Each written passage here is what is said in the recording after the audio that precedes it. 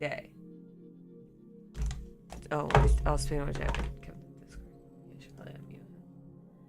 Yeah. Like, everything that could go wrong was going wrong, and I just been, like, I'm emotionally drained. Hey. Oh my god, that picture of Elizabeth Hurley and her very pretty son. Okay. So. Yeah, no, it's fine. We'll deal. We'll deal. Like, we had a planned power outage today, and, well, we learned good news and bad news are, the battery works. The bad news was they also cut our internet. And so I had power, but I didn't have internet. And like literally right. I'm in the middle of my fucking call. I'm explaining the fucking, because like we plugged in the receiver and everything, but then Kevin got a notice from Spectrum that there was a power outage in your area and it disrupted your internet. It's like, yeah, thank you. Cool, would have loved to have known that was gonna happen. So I'm like in the middle of my Zoom call. They cut the power at 9:15. I'm sitting there telling the facilitator, I was like, okay, so here's the plan. If it goes down, I'm just gonna run. We're just gonna quickly get set up and come back on. And then when I found out the internet wasn't working, Kevin and I ran out of the house. I forgot my headphones and my fucking notebook, which I have like all my work notes in. And we had to go rent an office space.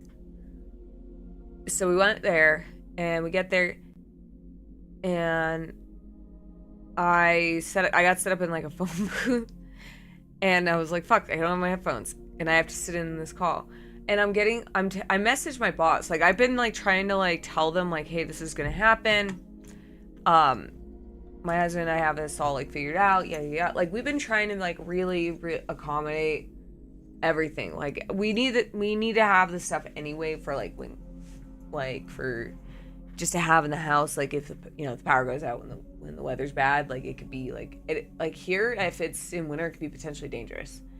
Same with like if it's really hot, but like here because it could get so cold and our temperatures in our house drops so bad or so quickly and low, it could be potentially dangerous. So the good news is the battery works, so we know that.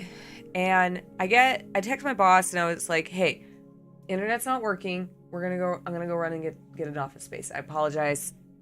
There's been times like our power's cut off, and as soon as the power goes back on, our internet's back on. Cause like the internet wasn't affected. It's just the receiver. So we could plug the receiver into our battery. And I'm explaining.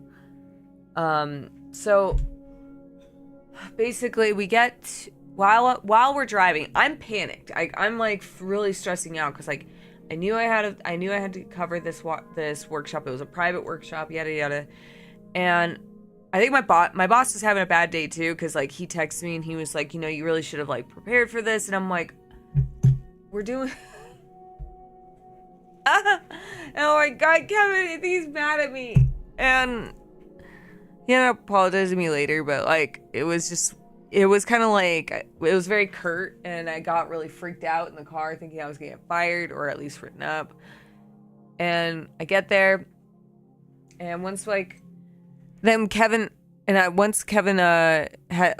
in the booth after everything was paid, I was like, "What, Kevin? Why did you leave to go? Like you went back to the house or something? Was it just check on Ray?"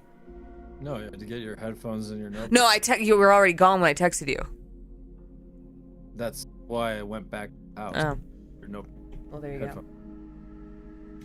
So while Kevin's gone, the internet the Wi-Fi connection wasn't strong enough for the Zoom call. So like I'm listening in, and I'm supposed to facilitate, and I can't hear half the things she's saying. And she's cutting in and out. and it's freezing. I'm like, I swear to fucking God, if I get dropped from this fucking call, I'm gonna be so mad. So I go outside and I'm like, hey, I'm sorry to bother you, sir, but like, is there like a room with stronger internet connection? Cause like it's really bad. So I had to sit in the kitchen next to like as close to the Wi-Fi receiver as we could. And I'd already texted Kevin. I was like, I don't have my headphones or my notes. So he comes over and brings that, and we had to. It was done.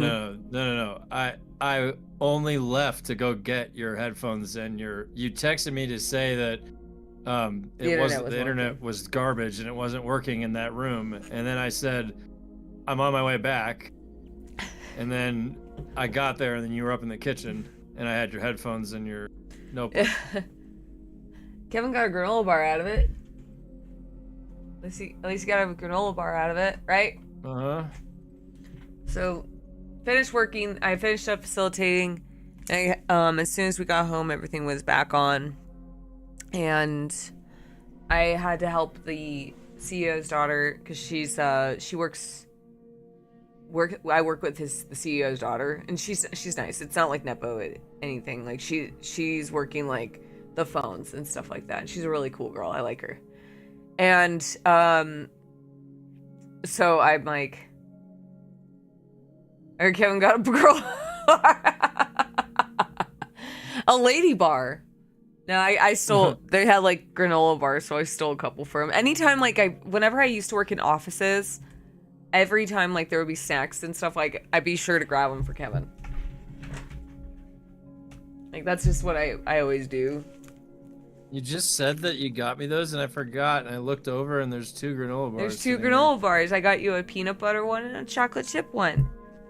You got snackies. Sweet. Yeah. Remember, like, I was working at the other office, and I came home with a bunch of granola bars for you there, too? Yeah. I do that all the time. Like, because I don't eat those things, but I know Kevin really likes them. He loves a good, like, Nature Valley bar. So we got back, and once everything was done, I did get like a really long message from my boss, and he explained like what was going on. There was like a bunch of shit, like it was like one of those, like, I guess like for everybody, like everything that could go wrong was going wrong. And so everything's good, like I'm not in trouble or anything.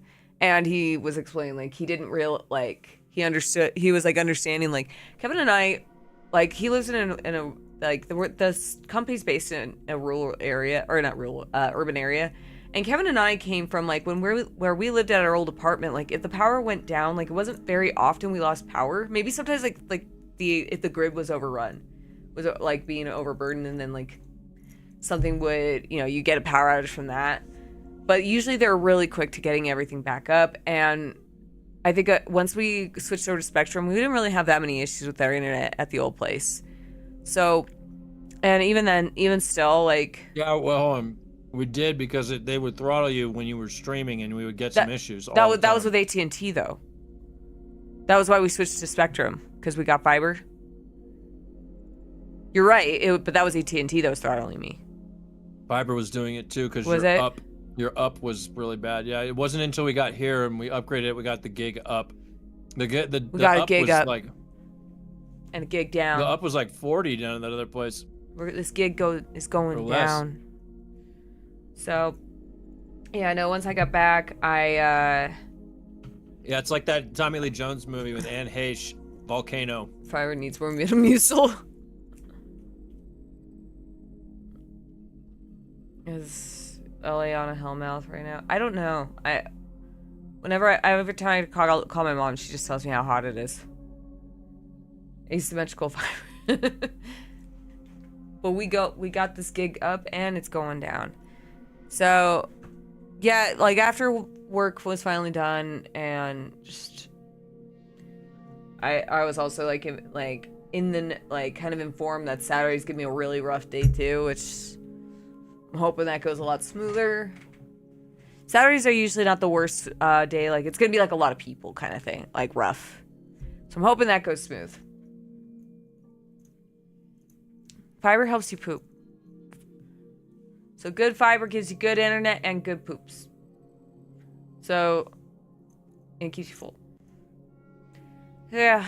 So when it finally once the kind of stress went away, I just got really fucking tired. Like, I was like fucking falling asleep in my chair, so I laid down. I usually like lay down next to, when I say I sleep on the floor, it's not because like, oh, I'm just gonna lay on the floor. Sometimes I do it to stretch my back out and I pass out, or I lay it next to the dog.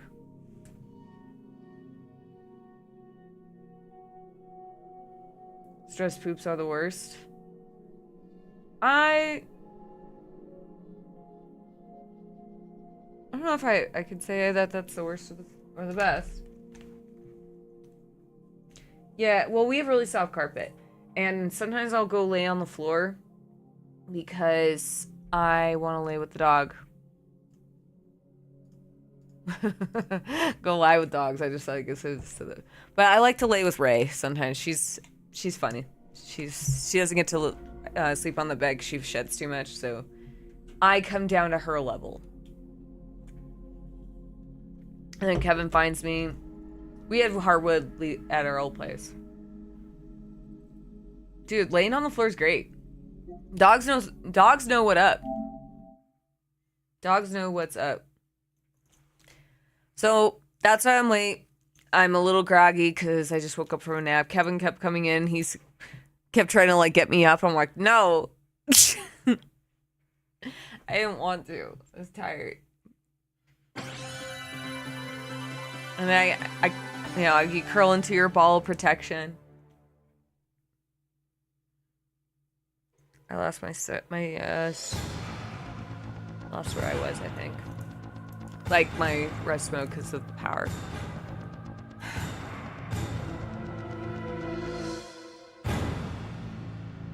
Boom.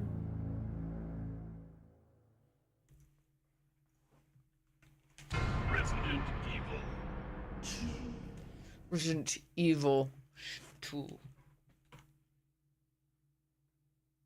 I live for anger and frustration. I do live for anger and frustration. Today I'm living for anger and frustration. I'm just having a really annoyingly rough day today, and I'm just really bummed about it. And now I'm like I'm more emotionally worn out. Cause like with my job, like I have to be on camera too. So it's like, I'm just glad. I was really dreading today too.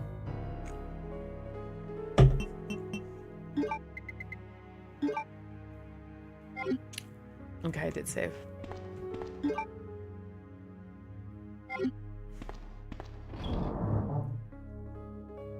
Okay.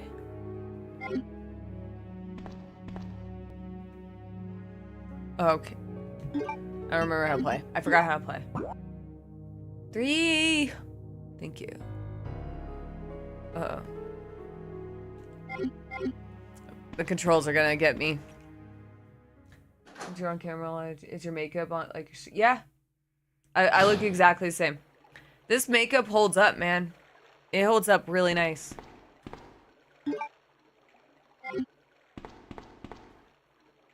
Because, like, really, when you think about it, my makeup is not that heavy. It's like, I wear, like, a liner. Like, that's what makes that's what makes it look probably the heaviest is I wear a liner, but I'm wearing really thin lashes, like, really light lashes. I don't wear, like, those heavy ones to work. And then I put, like, a tinted... It's actually a mascara, but, because, like, I bought a brown mascara that I'm too lazy to. I need to buy any makeup eventually.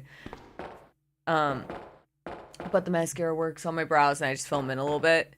And my eyeshadow is just, I put bronzer on, a really sparkly one, and then I'll, like, define the corners. And then it's just like a little bit, I put a black pencil, smudge it out, and then I'll put the black liner over it just to dark deepen it. That's it. Throw a little lash on there, and you're good. But I don't wear, like, heavy, like, if I wore, like, lipstick, like a dark lipstick, that would probably make it look a little more intense. I don't know. I've done my makeup on stream, like, before. But lately, like, I've been, because, one, with the way the Academy is, but also, one of the things, like, Kevin thinks this is funny the way I phrase this, but, like, I'm using up what I have right now. And what I mean is, like, a while... Well, no, you have to explain... Well, let me phrase... well, let me explain it now. Wait, before you. So when I phrase it like that, what I mean is when back starting in like 2016, there was this really big for a while, up until 2020, where like there was just this attitude with makeup of like the more the better, and like you were constantly being marketed to from like social media and all that. And I bought a lot of like eyeshadow palettes and blushes and all this stuff. And when COVID hit, I wasn't really wearing a lot of makeup. And then at one point when it's kind of like where, like it was when I got laid off, and I was like, obviously I can't buy a lot of stuff anymore when you get laid off.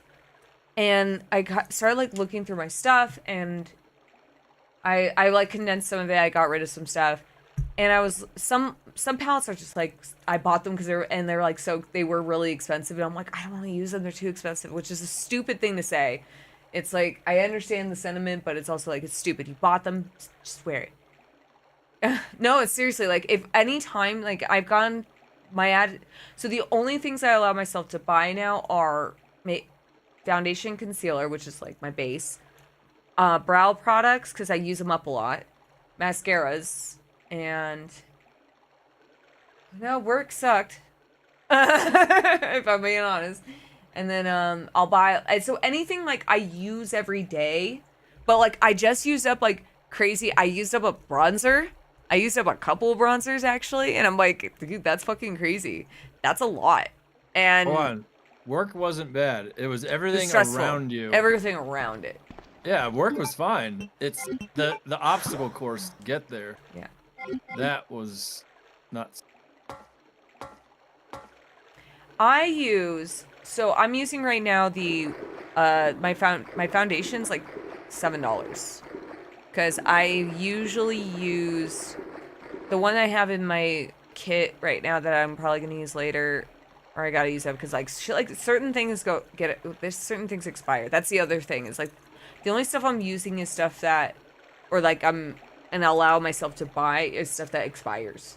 So like eyeliner I'll buy, but I bought like a bunch of backups, so I don't need to buy eyeliner for a while.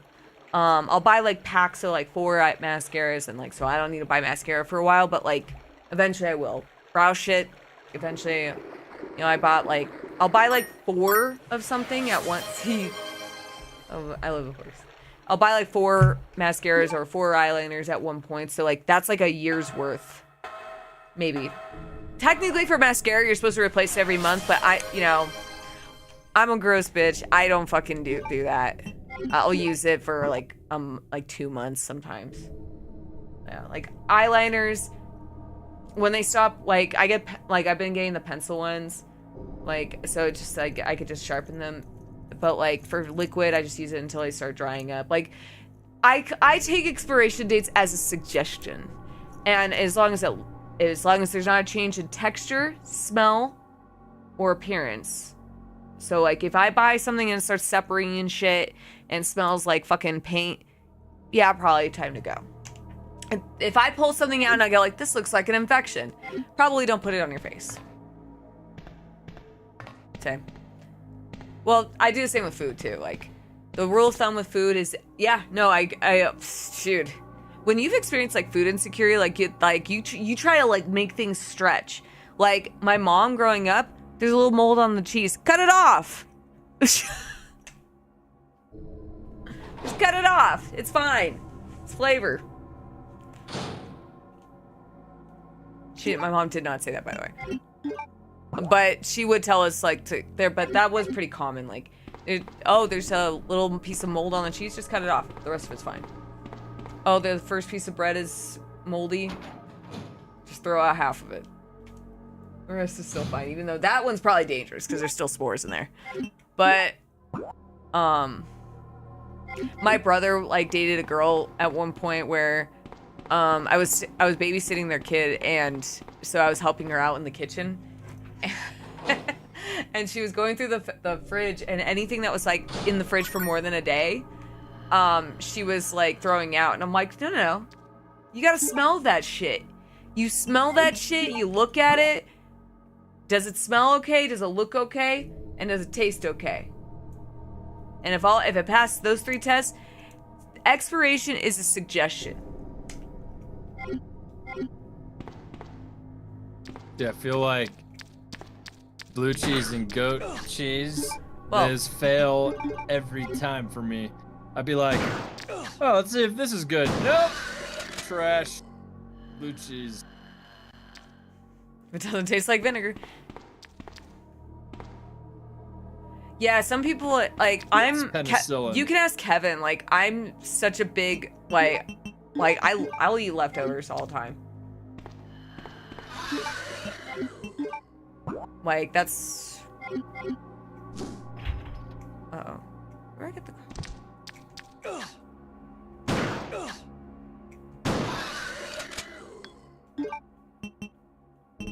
Joke's on you. Now I'm okay. Yeah. I've been like that my whole childhood, like too. Like my mom kind of raised us like that. She didn't want us to ever waste food.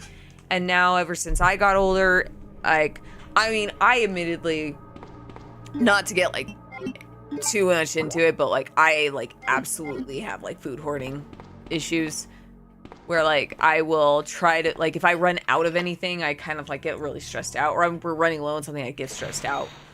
Anytime I go shopping, I always buy like multiples of things. It's like it's absolutely like food hoarding. These guys are gonna get up, aren't they? Who's gonna bite my ankle today? Better not be you. I only have one shotgun shell. Oh, someone's awake.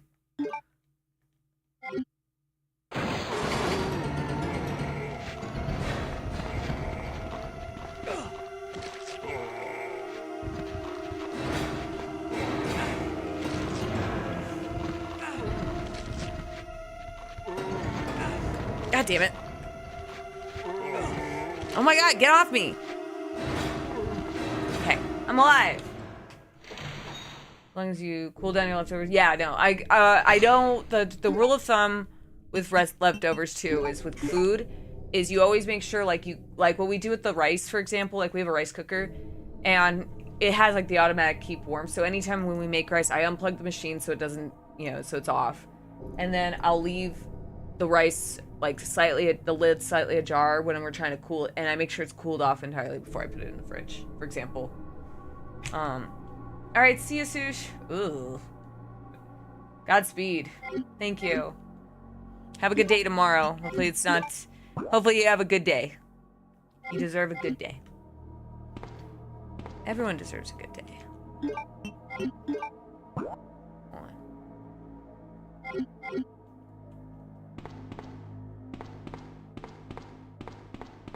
Wait. Nope, that's not where I want to go. I know where this... I gotta use this card key.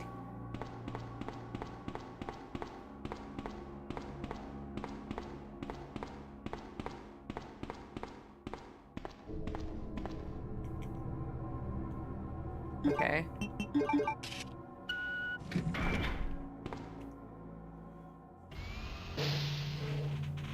Are you still stepping on my step machine? I step on my step machine every day. Every day you should get some movement in. Even just 30 minutes.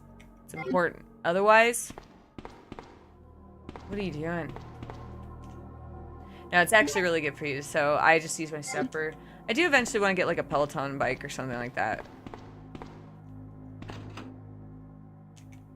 Okay, let's say that one. Wait, what's the other one? I can only take one or the other? Oh, give me that. Shit.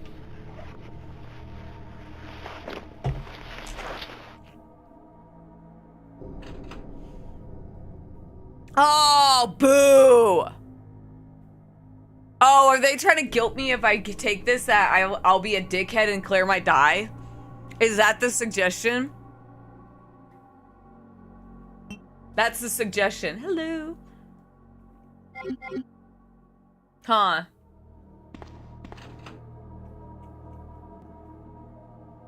I'll leave it for Claire. Okay, it's the same.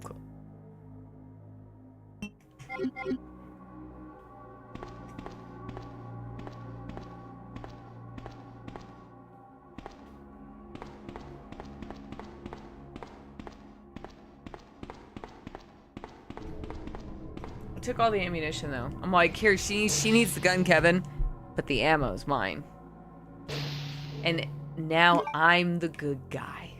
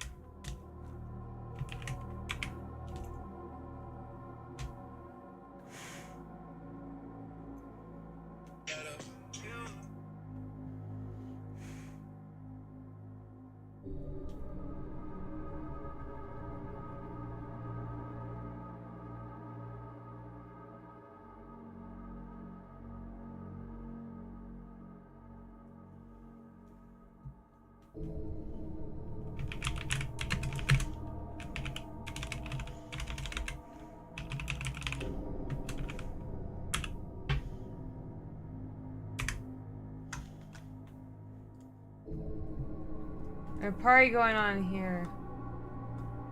Hey.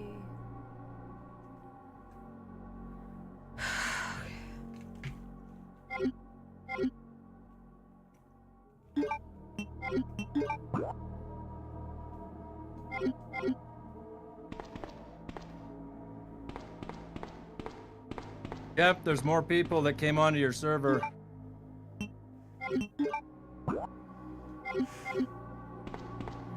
There's fresh meat.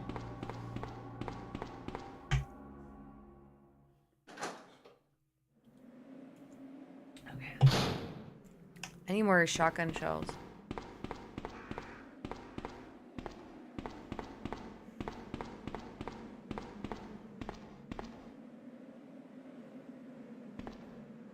No, kill sandwich would be good. Jill sandwich would be a good react.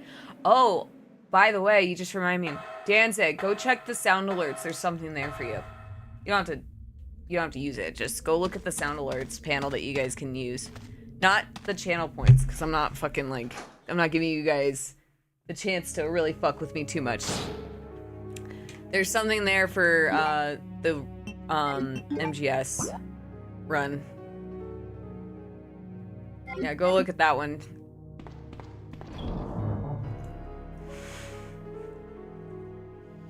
Oh my god, dude. I really want to like emphasize, like, I fucking like feel bad for the guy to an extent.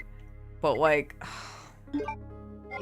from what I understand, like, I was explaining earlier to Kevin about, well, for what, when the, hold on, to go back to Justin, like, apparently, like, the whole Twitch subreddit is all like people pissed that they were getting pushed, it was being pushed on them.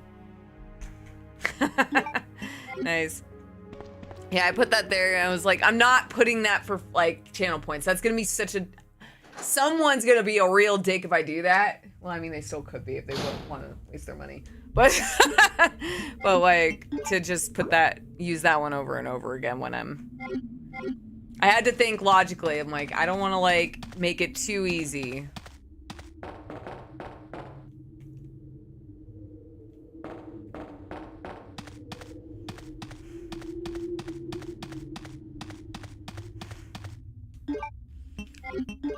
I'm already lost.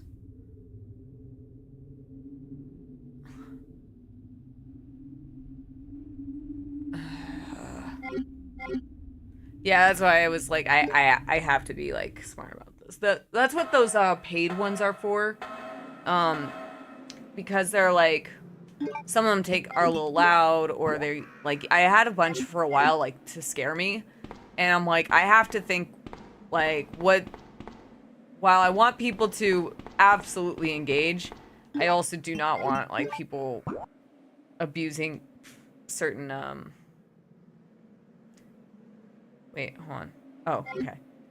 If I make things that can be like really obnoxious. You don't want to do that for free. Yeah, I think so. Why, is it better on a controller?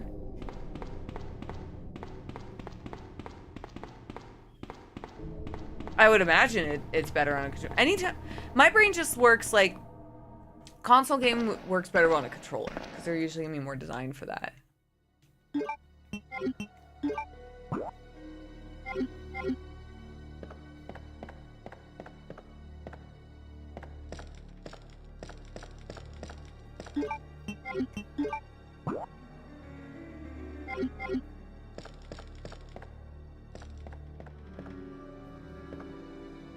They don't really tell you the controls well. So I'm gonna write them down for you. Okay. Yeah, if oh my god, are they not? Are they kind of funky?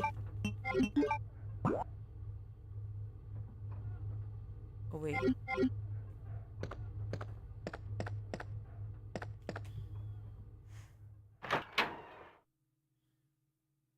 This game, man.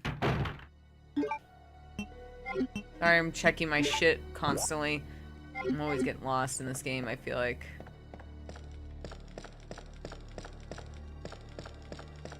Hey, Cruzel, how are you? That's it. Ah! Good. Okay. We're almost done with this place, I think. And then there's the whole, it's gonna be a lab again. I feel like, is it just me or is there always a lab in Resident Evil, Kevin? Kevin?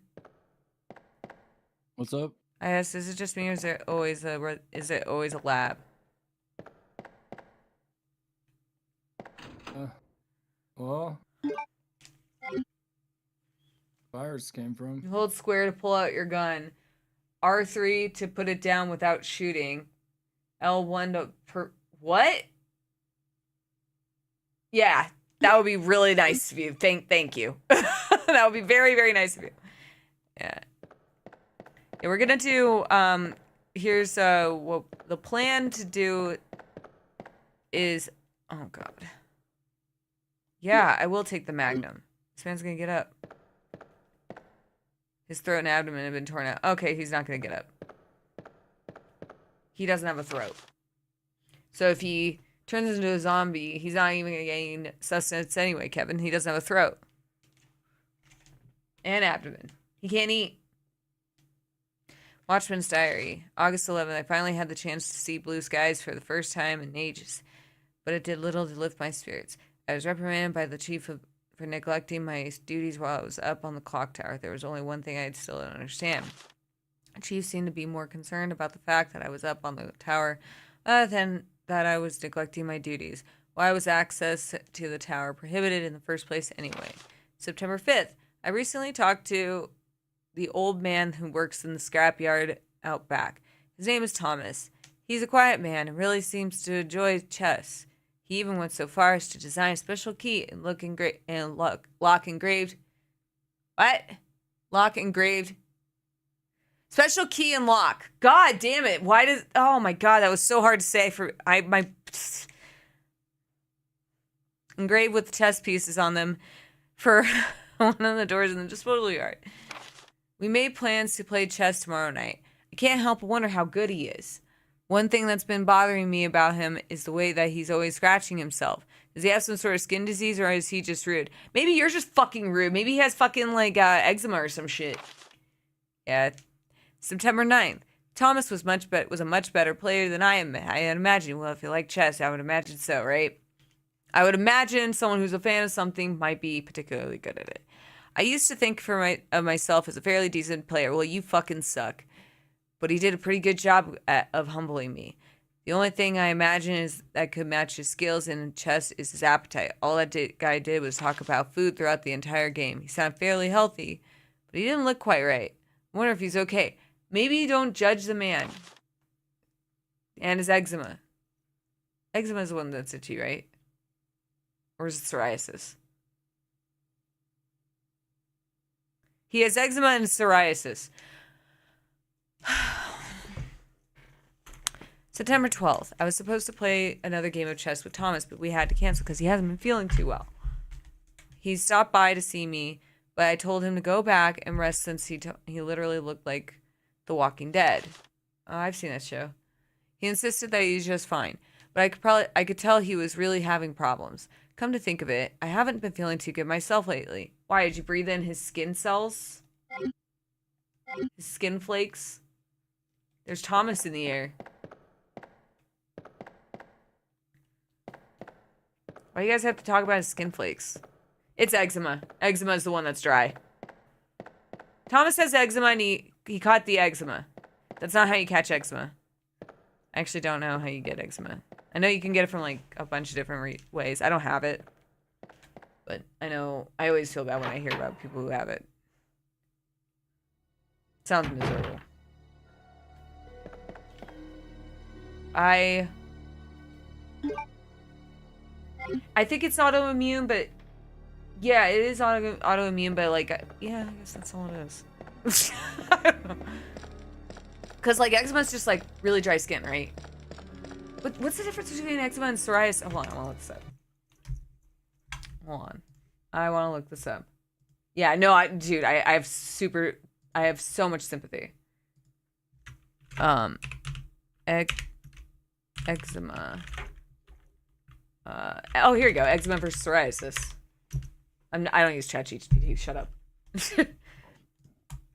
Okay. So, both can cause itchy skin, but eczema may cause an intense itch, while psoriasis is more of a burning and stinging feeling. I know you are. That's why. Look for key differences in appearance and location. And other symptoms such as psoriasis filling with thick, silvery plaques of while eczema results in smaller, more fluid-filled bumps that may ooze. Ooh. Yeah, I'm not doing that. What am I on? I'm on nationaleczema.org.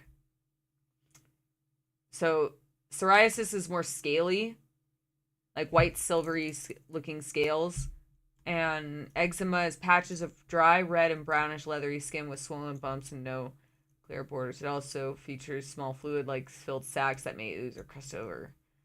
So, I had a skin condition when I was younger for a bit. It was called impetigo. I got it from like some kid gave it to me in school. I remember like it was like actually the reason why I have tattoos all over like it affected my left arm. That's why I started my left arm and got my whole arm covered. Did you know that, Kevin? I ever tell you that?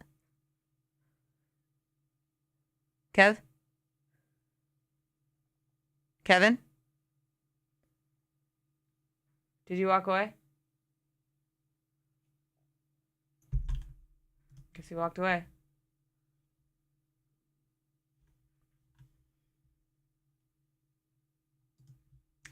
Anyway, so like when I was a kid, I was in high school when I was 14. It was so like all this is all covered up, and I got all right here. It was really bad, and I had really nasty scars because of it. And it was because like some kid in school had like impetigo, and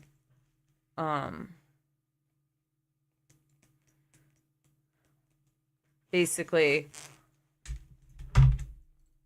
just kind of, you know, I caught some of it, and it was like the worst fucking few weeks I ever had. Give me 1 second.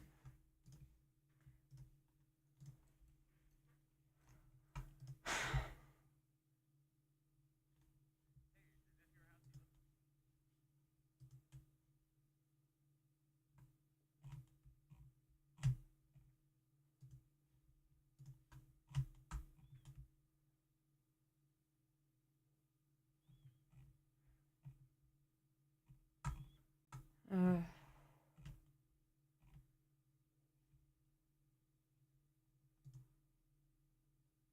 right. Anyway. Yeah, so I'm like looking into it right now. Anyway, so it's a highly contagious infant, blah, blah, blah. It's the cause.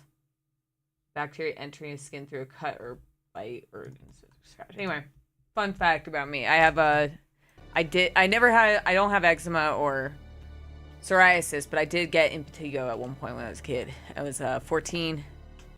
And that's part of why I got tattoos. It covers them up. I was going to get tattoos anyway, but I got my left arm started because that's where a lot of my scars are. And I was incredibly embarrassed by them. That was actually a really rough time too, because like I've never really like realistically like I got kind of like I lucked out on a lot of things. I always say this, or I feel this way, like I never really had any like major issues with my body, like illness wise, like no skin conditions, no autoimmune disease. Like I'm fairly lucky, and I do consider that like lucky, because like nice. One day I'd like to get another tattoo, but I don't know when that'll be. I'd like to finish my right arm, because it's half done and annoying. But like, so I think like it what kind of sucks too, in like in retrospect, is like when you have nothing like significantly like persistently wrong with you.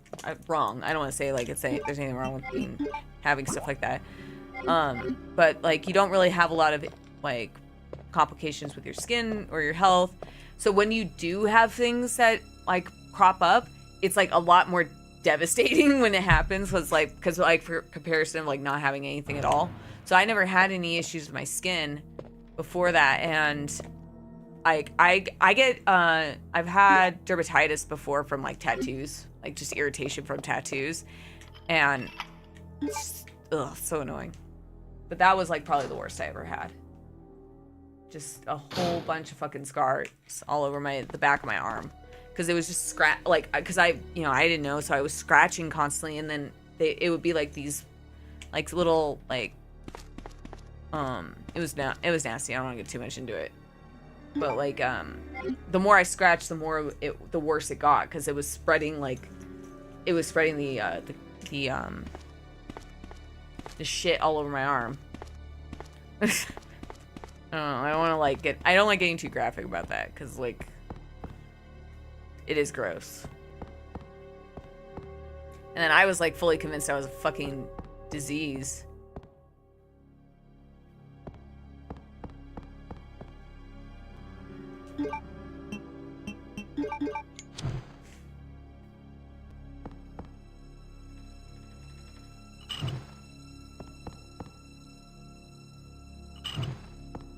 I don't know what I'm doing. Okay, what am I doing here?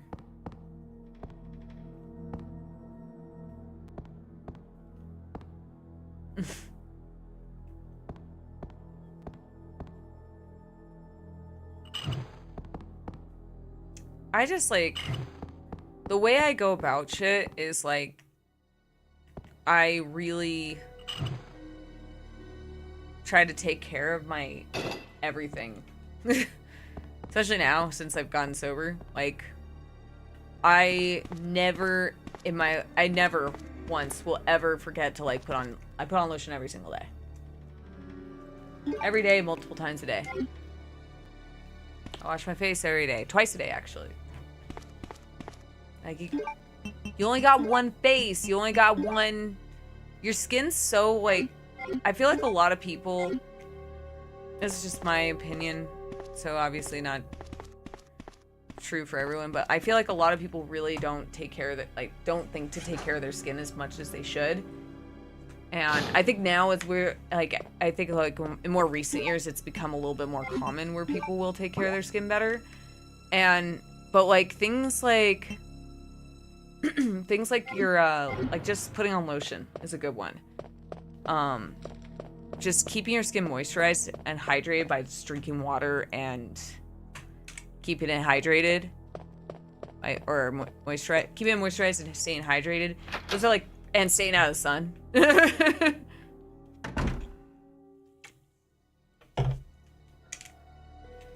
Yeah. I feel like a lot of people start doing it in their 30s. Like, my mom, I never forget to wear a lotion. I've always put a lotion on. Hell yeah. It's important. Daily showers is bad for your skin. Daily showers are not bad for your skin, but what is bad for your skin is daily hot showers. Like scalding hot, that's bad for your skin. You can have daily showers, but a lot of, I think that's a little bit, that's not exactly true, that multiple showers in a day multiple showers in a day is bad for you. It depends on where you live. But when it comes to showering, the two main things that people have that's really bad for your skin that some people will do daily is you take hot. I will never stop taking daily showers. Like I've heard people try to suggest that, and it's like, no, I will never stop taking daily showers. But the two main things from showering that's really bad, and this also applies to your hair, hot showers, like super like scalding hot showers, and scrubbing. Like anytime when it comes to exfoliation you're only supposed to do twice a week, if at max. You should not be exfoliating every day. And when it comes to exfoliators, you should definitely avoid physical exfoliation, because it's just what it does over time is it strips your skin. And when it comes to physical exfoliations like sugar scrubs, walnut scrubs, etc., you don't really same with Clarisonics. Like I will never understand. Like I don't know if you remember there was this big trend where everyone was like pushing Clarisonics on you, and I never used them because that's like, first off, I don't want to put a brush on my face. I use my hand. Like I always use your hands. But when it comes to stuff like that, loofahs and pumice stones and stuff like that, the problem with them is while they do work, it's really hard to determine what the proper amount of pressure to apply is. So when it comes to like walnut scrubs and sugar scrubs are a little better than walnut scrubs because sugar dissolves. And same with sea salt, like sea salt scrubs too, like they do dissolve. But a lot of people, like you see it a lot, especially I'm sure a lot, since a lot of us, if not all of us, are millennials. Remember the St. Ives apricot scrub, and people would put that on their face and they would scrub the hell out of it, and it's like that. People would aim for that squeaky clean feeling, which is terrible for your face. All you're doing is stripping your barrier, like your skin barrier, and it can cause like micro tears, and you can actually like it starts like stripping your skin to the point where it gets really dehydrated. Or if you have oily skin, it does the opposite. So like I get dry skin when I strip my skin. My skin doesn't produce a lot of oils, but I don't have dry skin. My skin's fairly normal. That's why I said like I'm very lucky in a lot of ways. Like I really have like I got pretty good genetics in this case. And oily skin, if you strip your skin will overproduce oil, which is unfortunately a lot of people who have oily skin tend to think that adding more hydration back into their face is a big no-no. So like they won't use oils or certain moisturizers because they think that, I mean, granted, some moisturizers, like they don't need heavy moisturizers, but I've met people who have oily skin. They'll say they don't use moisturizers or oil. Like I use rosehip oil on my face. It's great for your face. It's so good for your face. I use a fermented one, and but because like they hear the word oil, they're like, oh no, I have oily skin, I can't. Well, people with oily skin do tend to wrinkle less. They are lucky there. But they'll misunderstand that the reason why their skin is overproducing oil is that it's possible it's imbalanced, and it's compensating by reproducing oil. So if you actually get a really solid skincare regimen down, like one of the things I recommend, and this is what I did, is I went to a dermatologist. I had really dry skin at one point, and I didn't. It actually turned out I was using the wrong products on my face, and I was stripping my skin barrier. And right here on my T-zone, it was so dry, it felt tight. And I went in, and they were like, your pores right here were they were stretching because of how tight my face was. And what I was doing was I was washing my face every day with a clarifying moisturizer, like one for acne. I don't have acne. I've never had acne. I don't know why I decided to start using that. Anytime, like if you don't have acne, don't use acne treatments. Don't fucking do that shit. It's so bad because they have products, they have ingredients in there that are meant to dry up the face. And if you don't have acne, all you're doing is drying your face out. And if you don't replenish that moisture, you're just making it worse. You're just like, that's how you get dry skin sometimes. Dry skin's the same way. It's like it's a result. It could be a hormonal imbalance too, but for the most part, for a lot of people, it's dehydration and a result of like either not using the right products or not using any products. And just like, honestly, most people just need a moisturizer. Just wash your face every day and put a moisturizer on. And sunscreen. Always put fucking sunscreen on. I have pretty dry skin, but it gets worse in the AC. And yeah, sometimes that could also be a sign of dehydration. Just not drink enough water. I don't know how much water you drink, but like those are the two main ones. If you get yourself a really good moisturizer, I can show you the one I recommended Kemp and Kevin, because Kevin uses the same one. It's excellent. Gallon per day. I mean, but you're also like around stoves. I don't wear makeup. I am. No, I'm not wearing makeup. I do wear makeup. I wash it off every day. You should always wash your face every day. But you're like across like hot stoves. Do you sweat a lot? Yeah, you might need more water than a gallon. Yeah. Cause like that's yeah, Kevin and Kemp use the German Nivea. I'll link it to you right now, Romeo. It's amazing. And I'll send you. I could link you guys the sunscreen I use. It might be more expensive now because of fucking like tariffs and whatever. But this is the stuff I buy Kevin, and it lasts. It is very thick, so it's because you said you have dry skin. This actually might help you with that.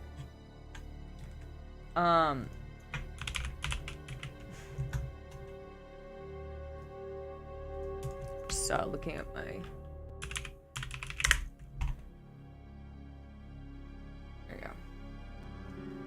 The reason what the German one is, it has to do with the ingredients. That's the moisturizer. By the way, that one is the one I got Kevin. I ordered that in August 29th, 2023. If that tells you how long it lasts, those 3 tins will last you. They're really thick. You don't need a lot. You just put a little bit, warm it up in your hands, and just like always like be gentle with your face. Be gentle. You only have one face. And it's a beautiful face, and you should take care of your fucking face.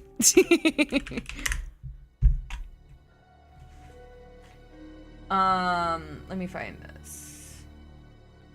I guess. So I use SPF 50. That's what I recommend to anybody. Is that the American version? No, don't do the American version. I don't know what ingredients are in there. So this one is a little more expensive. Is going to be a bit more pricey, but that's the sunscreen I recommend.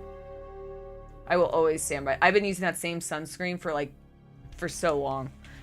I have no sun damage. I've gotten like a few facials recently, and the esthetician always mentions like I don't have any sun damage on my face because I don't go in the sun. But it doesn't matter. Even if you don't think you're gonna go in the sun, put sunscreen on. And at the end of the night, always wash your face. Just rinse it off with warm water if you didn't, like, at least. But though, if you put that on, yeah, you should still wear sunscreen. It's a good idea because you have to think about, like, look at it this way, where you don't know if you're probably going to, like, well, you have Rex, like, you gotta take your dog out. Well, you're going in the sun. If you're driving somewhere, you're sitting technically in the sun because there's the window. You're taking the trash out. You're going in the sun. It's like you really don't think, like, a lot of people. I understand. Like, you don't go and like hang out in the sun, but you don't realize how often you actually are in the sun. And so the rule of thumb, this is all shit my mom raised me on, and like I stick by it, and it does show in my face, I think, and just in general, I have no sun damage on me. But like, joke's on you, I only take the trash out at night. Hey, the moon has UV rays. The moon will fuck your shit up. Do you want the moon to fuck your shit up? Probably.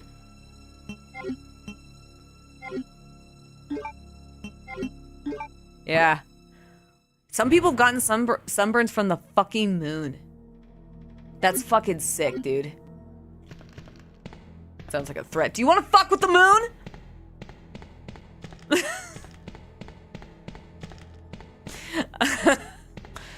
Where's Sutry when we're talking about the moon? Anytime we talk about the moon, I think about Sutry when he was like obsessed with the moon. I love his love of the moon. When I did security, I knew a lady who always wore sunscreen, stayed as covered as possible, but she was in her mid-50s from when I knew her 15 years ago. She looked incredible, like late 20s, early 30s. Genetics does, yeah, genetics do play a part, but here's the thing, it's like, genetics are just the hand you're dealt with. This is like the best like way it's been described to me. It's like your genetics are what the cards you are dealt with. You have to act, the way you, how you manage those cards is up to you. So if you have, like, some people, they do, like, I have really good skin. Like, I'm going to be like, this is not like arrogance. I have really good skin. Like, I mean, like, when I was a kid, I didn't have acne.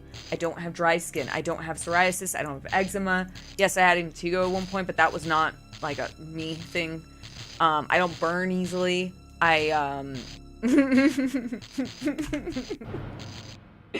Oh God, thank you. The moon will fuck your shit up. Do you want the moon to fuck your shit up? Probably. Just out of context, that looks so stupid. The moon will. But like, I wonder if that sunscreen works on every. It's a chemical sunscreen, Romeo. So what it does, the reason why I get this, so you're gonna love this, because I know you have more melanin than me. Though I look for chemical sunscreens, not physical sunscreens, because chemical sunscreens typically are more marketed towards people who have darker complexions, and I buy them because I have tattoos. So when I put on a sunscreen, like a physical sunscreen, I get a white cast on them and they look blue. So that one in particular is it's a chemical sunscreen, so it goes on transparent and it doesn't leave. It's not supposed to leave a white cast. I don't know how it's gonna look on your skin, but for me, I've used it on my tattoos. That's my barometer, is if it makes my tattoos look blue, it's not for me. Because yeah. Look for, anytime you're looking for, hi dude. Anytime you're looking for a sunscreen for you, look for chemical sunscreens. Usually those are going to be better for you because physical sunscreens are made with zinc oxide. I've done a lot of research on skincare, if it's not obvious. But they have zinc oxide in them, and that's what it creates a physical barrier from the sun. That's why I told you, like, if you're gonna wear sunscreen you should wear sunscreen every day, even at night. The only time and at night, right before you go to bed, rinse you don't have to use it does work, but our internet went out, so we had to go rent a workspace. So the reason why I was saying you should wash your face is because what sunscreen is it sits on your face. Your skin doesn't absorb it.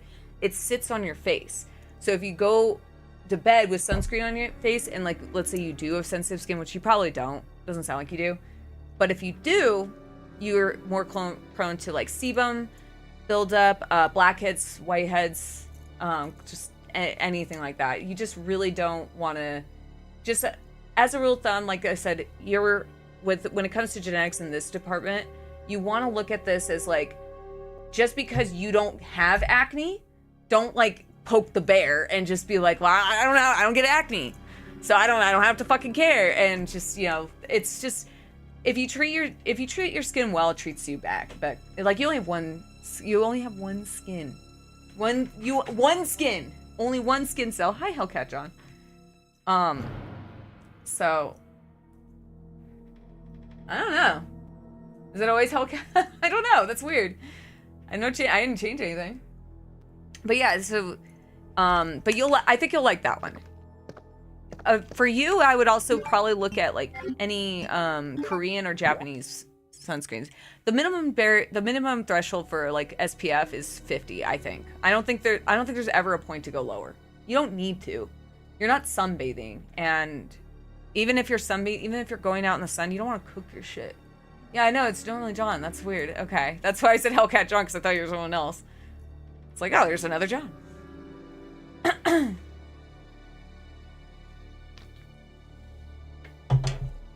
I want nano skin. Do you? The moon has nano skin. Yeah, no, like I said, I would recommend always, if you ever, like, going to a fucking dermatologist was life-changing for me. It was, that was when I got way more into skincare. I learned about why fragrances were bad Like the thing is like I said, even though I don't have dry skin, the thing is like, again, going back to what I was saying, don't poke the bear. You shouldn't go out of your way and be like, well, I don't get dry skin, so then just start using stripping products because that's how I got dry skin. So that's a good, so in the case with that, with like your scalp, it could be, I mean, I don't know anything. I don't have a dry scalp, so I don't know. And I don't want to like answer or say like anything, because I know like a lot of times dryness is definitely linked to hydration. It starts there. It starts with your diet, hydration, anonymity. I guess that's the new YouTube game.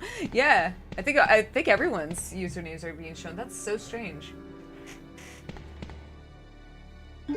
Yeah, I have a mole on my back. Like I only have one mole. My mom had it checked out for me when I was a kid though. My mom was really like, I can't express, like, she's calmed down a lot now, but her biggest fear was something happening to me. So that's why like my diet was so like under control. My like all the skincare shit that like the lotion, all that stuff, that started as a kid. Sunscreen, I've been wearing sunscreen since I was a kid.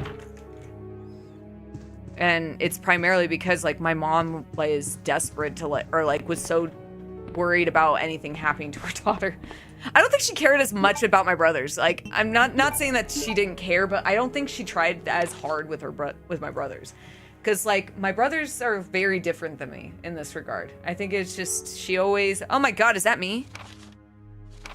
Pictured in front of the arc of Aruka's tailor regressed into a zombie within 2 hours. Subject repeatedly complained about severe agitation of the epidermis. In addition, oh, that's what I meant to say, epidermis. Skin barrier, epidermis. 2 feelings of nausea. This happened up to the moment he lost consciousness. Yeah, it's a good idea to get everything checked out.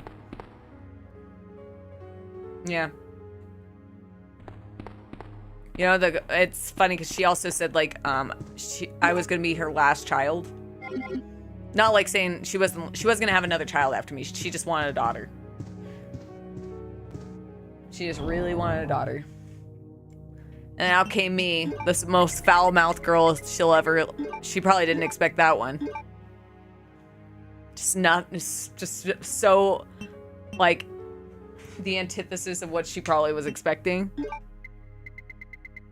It's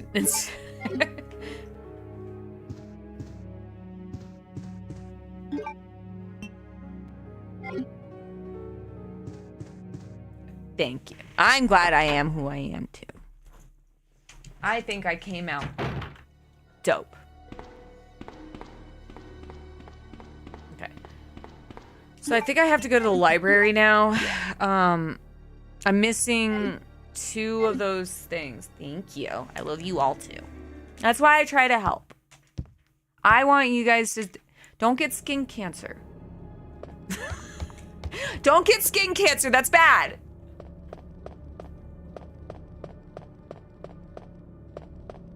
And I'm the loser who sat around. Yeah. No, I actually was talking to Kevin. I was thinking of like looking into to being an esthetician.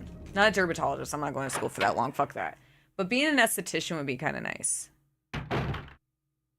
Hey, excuse me. I did not. That's not moon slander. That's moon respect. You don't want the moon to fuck your shit up because the moon is an omnipotent being. It controls everything. You think it's God up there? No, it's the moon. We worship the moon.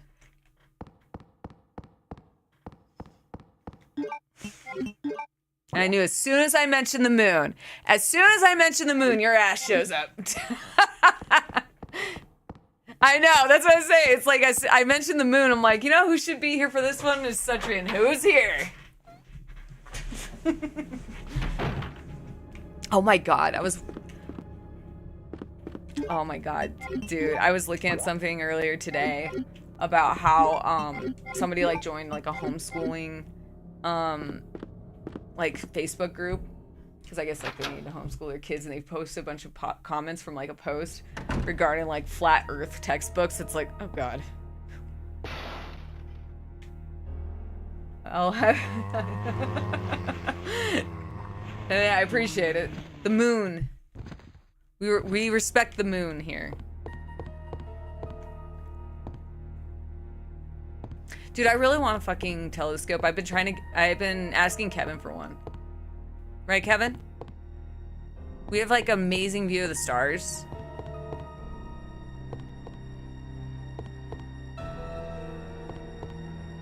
Like, we go outside and you could just see all the fucking stars. It's so crazy from where we used to live. Hollow Moon Conspiracy is a fun one. I don't know if I know that one. Kevin wants a telescope too, I'm sure. Kevin always is the one like, let's look at the stars. It's like, and then I'll ask, can we get a telescope? Because I really want one. Yeah. Oh, significantly less. It's crazy. I've never seen so many stars. It's really nice. It's very peaceful at night here. It's a little eerie for me sometimes because like I'm so used to a lot of sound. So I like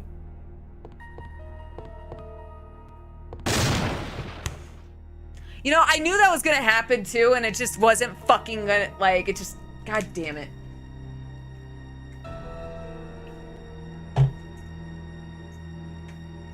Kevin wants more comics. He does. Kevin is such a goof. He did. I saw it.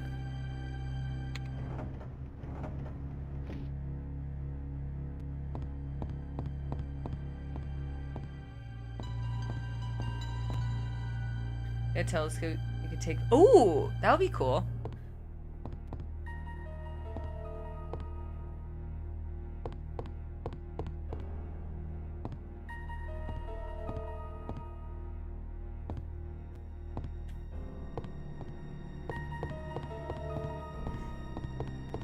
I don't know what to do. God fucking. Ah! Okay, let me take a look at this. Is this game modded? It's not. It's just the this is the PS5 virtual console. Cuz I'm really trying not to use emulators. I don't like, the only time I use an emulator is like if I absolutely have to. Ooh.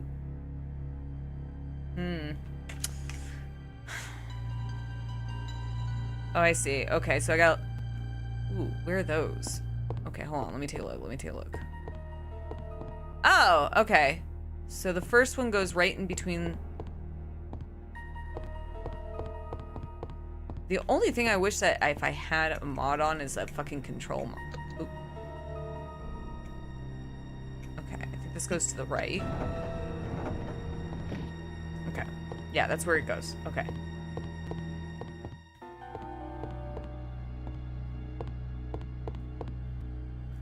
Yeah, I was gonna play, okay, so the next two are in between. So I skipped blue and then in between. Got it. Okay, I see it. I see the pattern. Okay, I get that. Cool.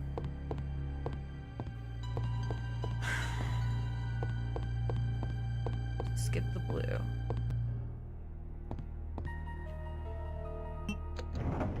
Right there. That was easy.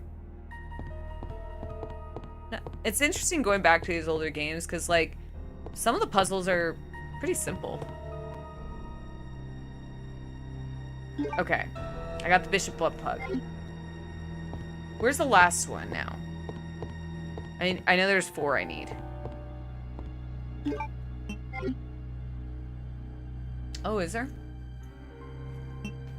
I don't mind that. 1080p. Oh, 1080p actually would be nice. But I don't mind, like, my, it not being full widescreen. A lot of these older games, like, it's part of why I did the, we did the CRT overlay. Because I really like that, retaining that charm of, like, older games. Like, that's what I was saying earlier. I kind of wanted to use, oh man, but Romeo, the voice acting in this game is so goofy. Would the Spanish mod actually, like, replicate it? Or is it just Spanish language? There's a weird one that introduced a special dodge mechanic and it's super hard, if I remember correctly. Okay, where's the last thing I need? Where's this cog used? That's actually the good question. Okay. It's a gold-plated cog. the fuck does this get used? I'm assuming that's where the last one's gonna be. It makes sense. It makes sense. That door isn't open.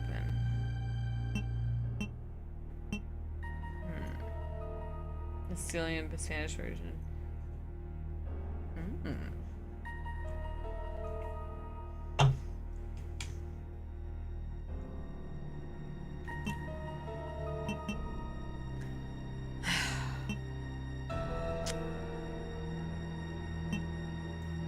I think it's to the 3rd floor. To the right? I think so. Okay, we're done in here. It's so interesting. Now I understand. Go up. Hold on, I'm gonna try and figure it out. Hold on. Hold on, John. Oh, fuck.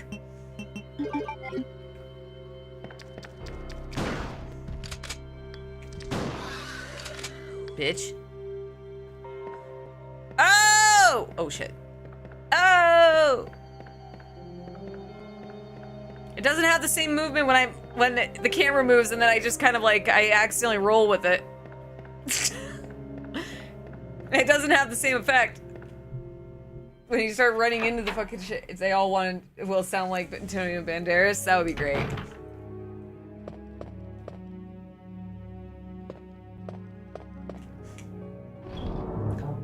Oh my god.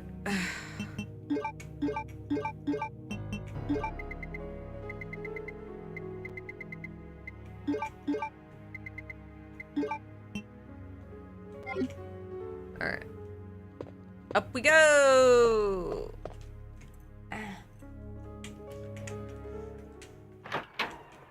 Oh, I need to do again is a chemical peel. I love a good chemical peel. When I am not feeling great, which I'm not, today's one of those days, I'm usually such a big sucker for like burning my face off and then putting a mask on. Like 5 masks. Not really, I only use a sheet mask.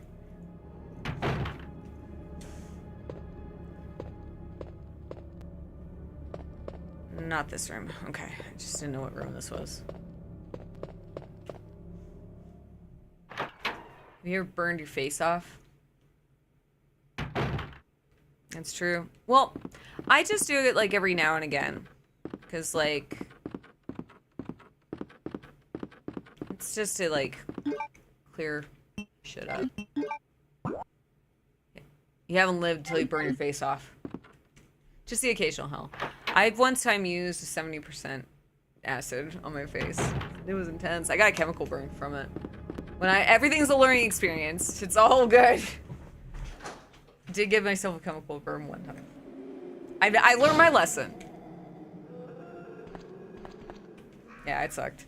I had so I actually had filler put into my face a while ago, and for the most part, like, I mean, it's technically supposed to be gone, but I've noticed it's still kind of there. So I have the worst thing ever is like I have smile lines. Or not smile lines, I smile a lot. And when I used to take photos, I would notice here I get like I would get like makeup creases, and it drove me fucking nuts. It was the worst thing ever, and primarily because a lot of photographers don't touch that up, and it's irritating because like once you like learn like what makeup to use too, on top of that, like it does change. That's going down. How the fuck do I go up? Huh. I'll figure it out. I'll just wander until I find it. But like, when you learn like to use less makeup and shit like that, it does help with the makeup creases. But this is a lot younger. This is younger me. And I used to think like if I kept putting powder on it, it would make it better. And it didn't work. It just made it worse. So I got filler in my smile lines, in where those makeup creases are, and for the most part, it's kind of still there. I haven't noticed anything like reappear Could also help with the fact that I know how to do my makeup better now. But like, anyway, so before I got filler there, that was when I started getting into like learning more about my skin and learning the procedures and treatments and yada yada yada. So I decided to do an acid peel. And I was doing acid peels for a while already, but I was like, I need to get stronger ones because I'm stupid. And because you get that, guys, I'm an idiot. And I got one that was really intense, and it literally says on it that to leave it on for 3 minutes. I told Kemp this story. And guess what? Dumbass over here thought, what if I leave it on for 5 minutes? And I got a chemical burn. It wasn't a bad one, but it was like right here. It hurt. Chemical burns hurt. Don't do that. Where am I going? I don't even know where I'm going. Maybe that corner over there? But that's how I got up here. Yeah, I'm gonna... Ooh, not near your eyes. Yeah. Mm-hmm. Takes the grease off this asphalt. AKA my face. God, that's so dangerous, lightning. That's so dangerous. Oh. What caused it? Do you remember? Mine was a lactic acid peel. Or no. It wasn't lactic acid. It was glycolic. It was a glycolic acid peel. The only acids I really fuck with are AHAs. Alpha hydroxy acids. Ugh, God. You didn't have goggles on? What kind of Looney Tunes science class doesn't let you wear, make sure you wear goggles?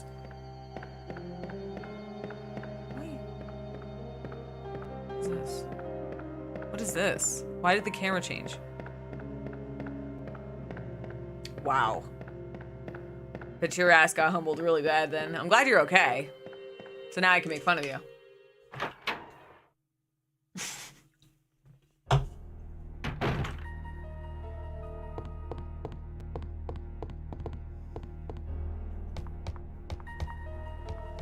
God, that's like my biggest fear. When I used to take, when I was in science classes, like my biggest fear was ever like things going near my eyes.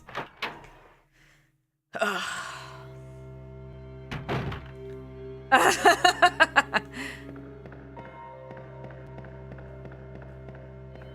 Well, that doesn't make me smile and you tell me I got a chemical burn on my eyes. It's like, oh no.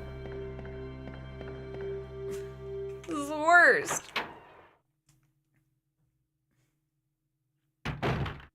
Oh, here we go. That's not where I put it.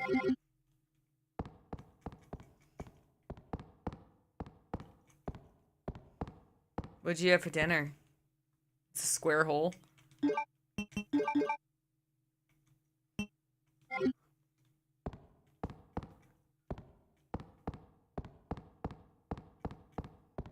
has to be here.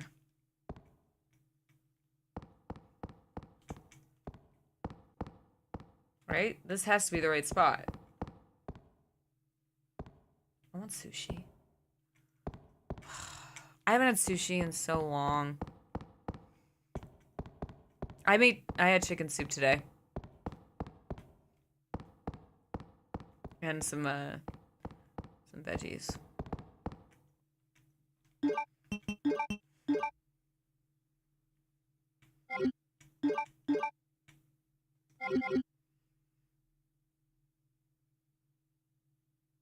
Wow.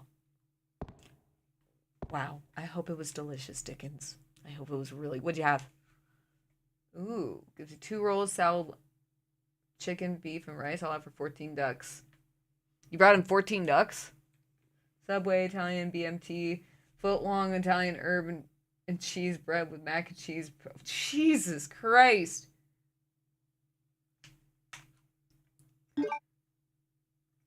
Just 14 ducks. Okay, so am I missing something else I need here? It says it's a square hole. Oh, dude. Kevin and I used to go to the we took you guys to that at one sushi place. It was so good. Oh, that's one thing I miss about our shitty old apartment. Dude, I heard like from my old neighbor. I actually got a text from her the other day. She was telling me, I guess like our Kev's and I, our landlady, she passed away, and like the whole fucking building fell into disarray. The whole top floor where we used to live. Yeah, it's sad. I really loved her. She was really, really nice. Like, Kevin and I got really lucky. We had a really nice landlord. And I guess the guy, yeah, she was saying that the whole top floor, like, is 8 units in the building. And there's 4 on top. She said 3 of them are empty. Like, completely empty. They were still, no, they never rented out our apartment. Alright, I'm gonna look this up. I don't know what I'm missing. What is this? The gold cog.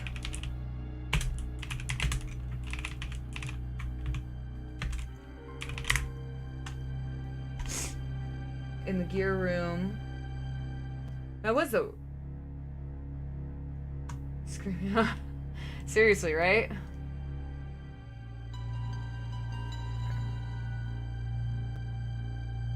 Okay, so what do I use this?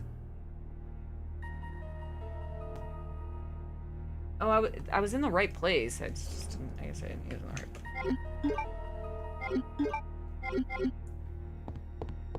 place. All the yelling kept it together, right?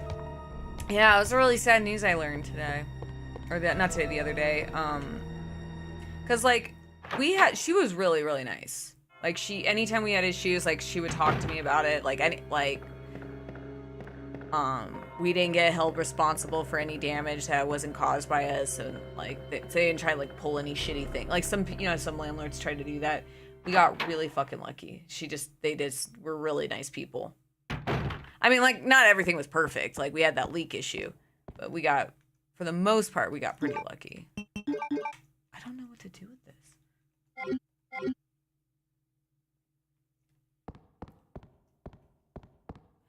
The only thing I never really got into was the revolving sushi or buffets. I don't fuck with buffets. I will never fuck with a buffet.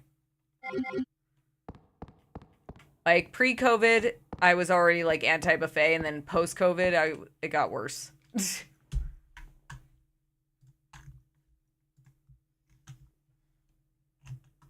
Is there like another item I'm missing? The item used in the gear room is used.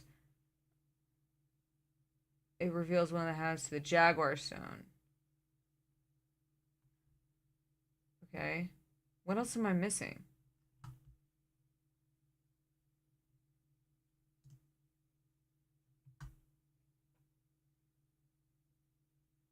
The square crank. Where the hell's that? I am missing something. Okay, where do I find this?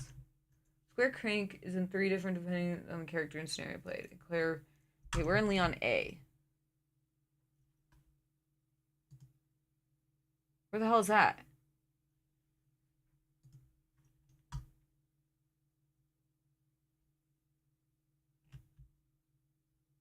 Where the hell is that? It just says, it's just a picture. What the fucking room is that? God damn it. Oh.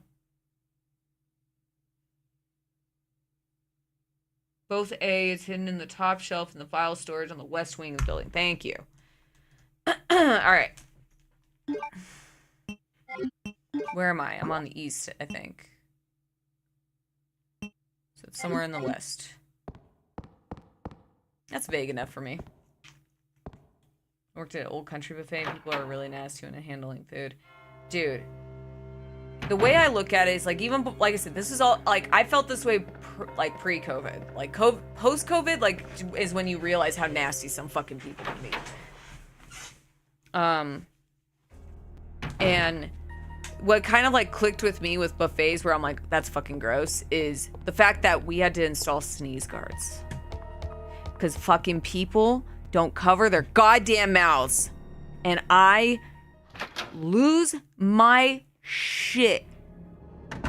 I lose my fucking shit over that.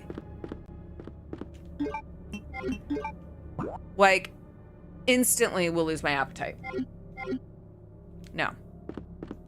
Dude, I also, like, it also blows my mind that people sneeze in their hands and then don't wash their hands.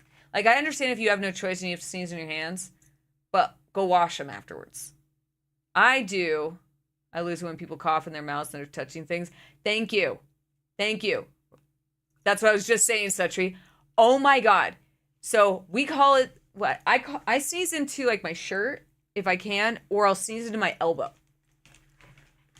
That's where I sneeze. It's called the vampire sneeze. Yeah, elbow. It's called the vampire because you're like a vampire. Sneeze. And if you, like I said, if you have to sneeze in your hands, that's fine. Like I sometimes you can't help it. It gets you too fast. At least you covered. At least you tried.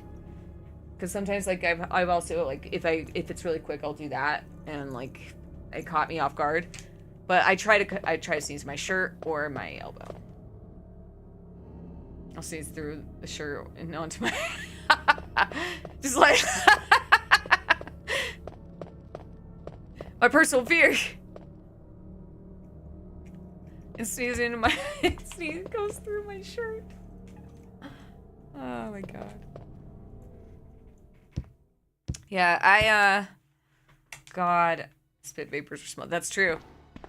Well, it's the same with like blowing, like, oh my God. This is obviously just more to me. I guess like Manchi is the only person who could relate to this. When I used to watch like makeup content, I would immediately turn it off if they blew on their brushes. So some people like, so when you do your makeup, you swirl it in the pan and then you tap off the excess, and that's what I do. And I've seen people put their brushes in their mouth and put it on their face, or they'll blow on it. And for the same thing, it's like because of spit vapors. And I'm like, okay, like, God, I realize this makes me sound like a germ freak. I'm not a germ freak. It's like, this is all just stuff like basic shit, like germs and shit like that. It's like very, like, bacteria manifests and like grows over time. And it's just common sense. Like, you just don't fucking, like, you don't, like, it's like double dipping and shit like that. Like, you don't put something in your mouth and put it back. You don't, like, grab, like, when you see, like, going back to the buffet thing, I used to watch, like, I was watching, like, Secret Eaters the other day, and watching people just use their hands to touch, like, communal bowls. It's like, oh, God, oh, my God, fucking Jesus. Just drives me up a fucking wall, man. Because I don't know where your fucking hands have been. There is? Oh, now I understand why I need to move that. Okay. Everything has a purpose, doesn't it? But yeah, the brush thing drove me fucking insane. I remember I watched like people, like these beauty gurus, and then they blow on their fucking brush, and it's like, you monster. What were you, raising a barn? That goes on your face!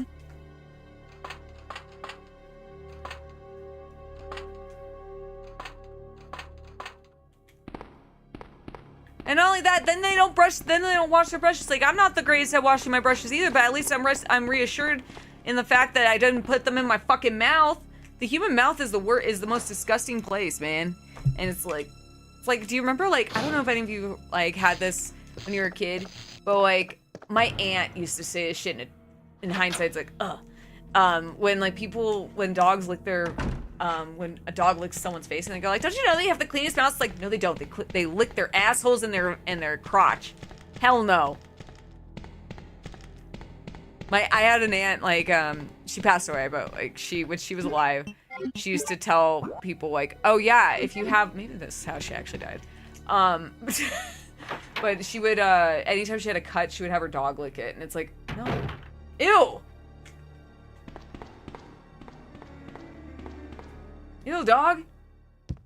They love their puppy kisses. I don't. I love my dog. I love my dog more than anything in the whole world. I love her. I love Ash when he was still alive. I never ever let them lick my face. Ever lick my fucking face. That is fucking gross. And like, I don't, like, they'll lick my legs sometimes, and I'll let them do it, and then I'll just go clean my leg off. But, like, you can get flesh-eating bacteria from puppy just, like, it's the wound shit, dude. Like, oh my god. Eating ass wasn't normal when I was growing up. Yeah, everyone's eating ass now, huh? And all the cool kids are eating ass like groceries. That's what the song was. Which I never understood that reference, because it's like, I understand what they're trying to say, eating it like groceries, but it's like, I guess you're kind of eating food out of the bag. What kind of groceries? What did you get?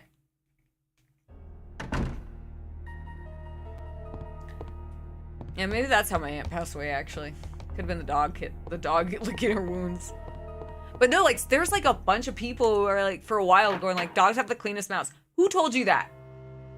I look at my dog and she's licking her asshole, and it's like, no. And like, I'll brush her teeth. I'll clean her mouth. I don't want that near my face. I kiss my dog on the head, and then I'll tell her when she smells like Fritos. But like, hello? We're really going out here suggesting that a dog that's licking its asshole relentlessly is clean?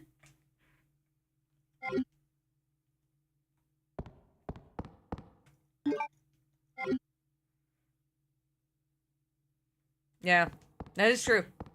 You know how many paper cuts I've gotten? Yeah, like, it's funny because, like, you always know when you've gotten a cut. Like, I usually cook with gloves on because because of my nails, like, food can get stuck, and I'll wash my hands, but I never feel like I get my hands properly clean. I just don't want the bacteria to grow. But so I usually wear like plastic. Kevin and I wear gloves in the kitchen, especially with handling meat, onion, like just certain things. I jive with that. But hey Jay Hitchens, welcome. Thank you for the follow. But like, it's always whenever I'm using like citrus, where I'm like, I gotta cut. Oh no, I gotta cut.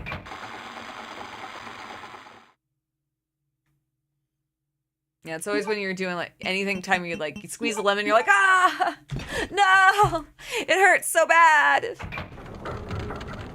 But on the bright side, it's disinfected at that point. Actually, not really. It's alcohol. Lemon juice is just pain.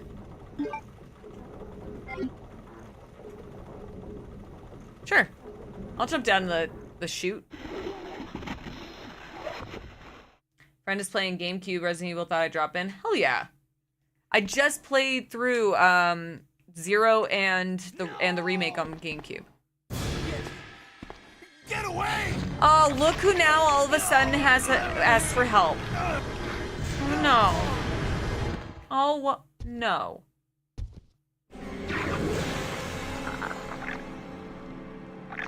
I shouldn't jump down the chute.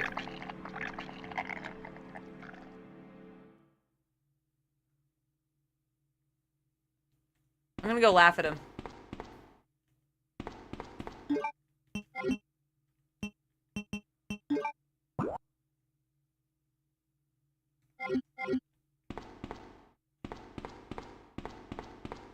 Hold on. I don't have a save point anywhere near me, and I just wanna shoot for laundry. No, for Leon.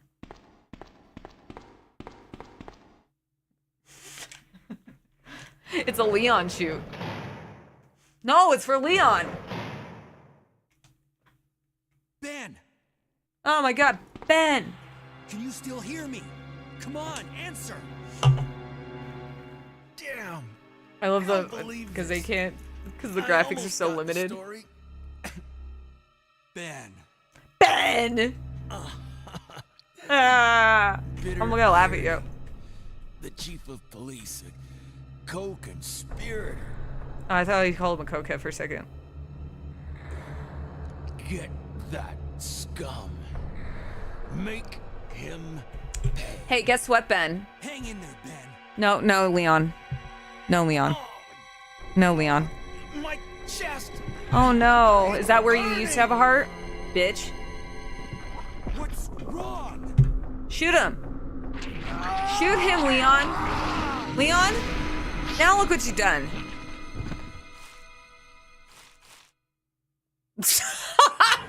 Just like watch it leave. What the fuck was that? Leon!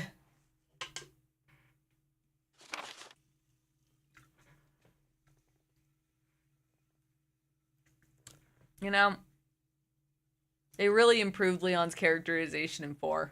I like this game. I like this a lot. I'm glad I made the executive decision to go back to this one instead of playing the remake again.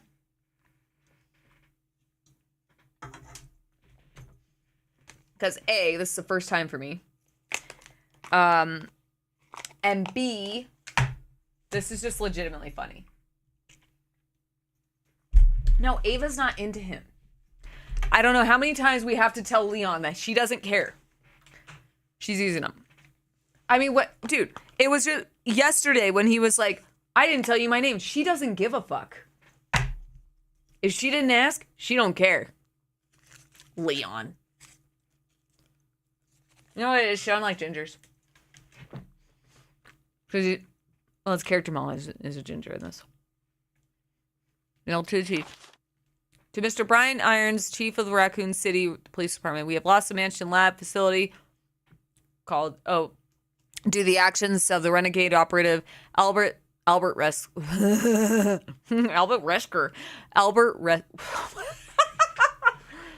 I've gum in my mouth, so it's fucking my pronunciation up. Albert Wesker. Fortunately, his interference will have no lasting effects upon our continued virus research. She is a baddie. Our only present concern is the presence of the remaining STARS members, Redfield, Valentine, Burton, Chambers, and Vickers. If it comes to light that the STARS have any evidence as to the activities of our research, ayo, dispose of them in such a manner that would appear to be purely accidental. Continue to monitor their progress and make certain their knowledge does not go public. Annette will continue to be your contact throughout our affair. William Birkin. Mr. Brian Irons. Oh, I'm not reading that. Fuck that again. I deposited the amount of $10,000 into the account for your services for this term as per our agreement. The development of the G virus scheduled to replace the T virus is near completion. Upon completed, I am certain that I will be appointed to be a member of the executive board for Umbrella Incorporated. It is imperative that we proceed with extreme caution. Redfield and the remaining STARS members are still attempting to uncover information on the project. Continue to monitor their activities and block all attempts to investigate the underground research facilities. $10,000? I guess in 1998, $10,000 was a lot. But $10,000 doesn't seem like enough to cover all this fucking art. Because that's what they kept saying. Like, that, no, so it's like, oh, where does he get the money? $10,000 ain't buying you shit! But I want $10,000. It'll buy me shit, but like not like artwork. We have a problem. I have received information regarding me that Umbrella HQ has sent spies to recover my research on the G virus. There are unknown numbers of agents involved. 1998 is probably 20K now. What would be inflation?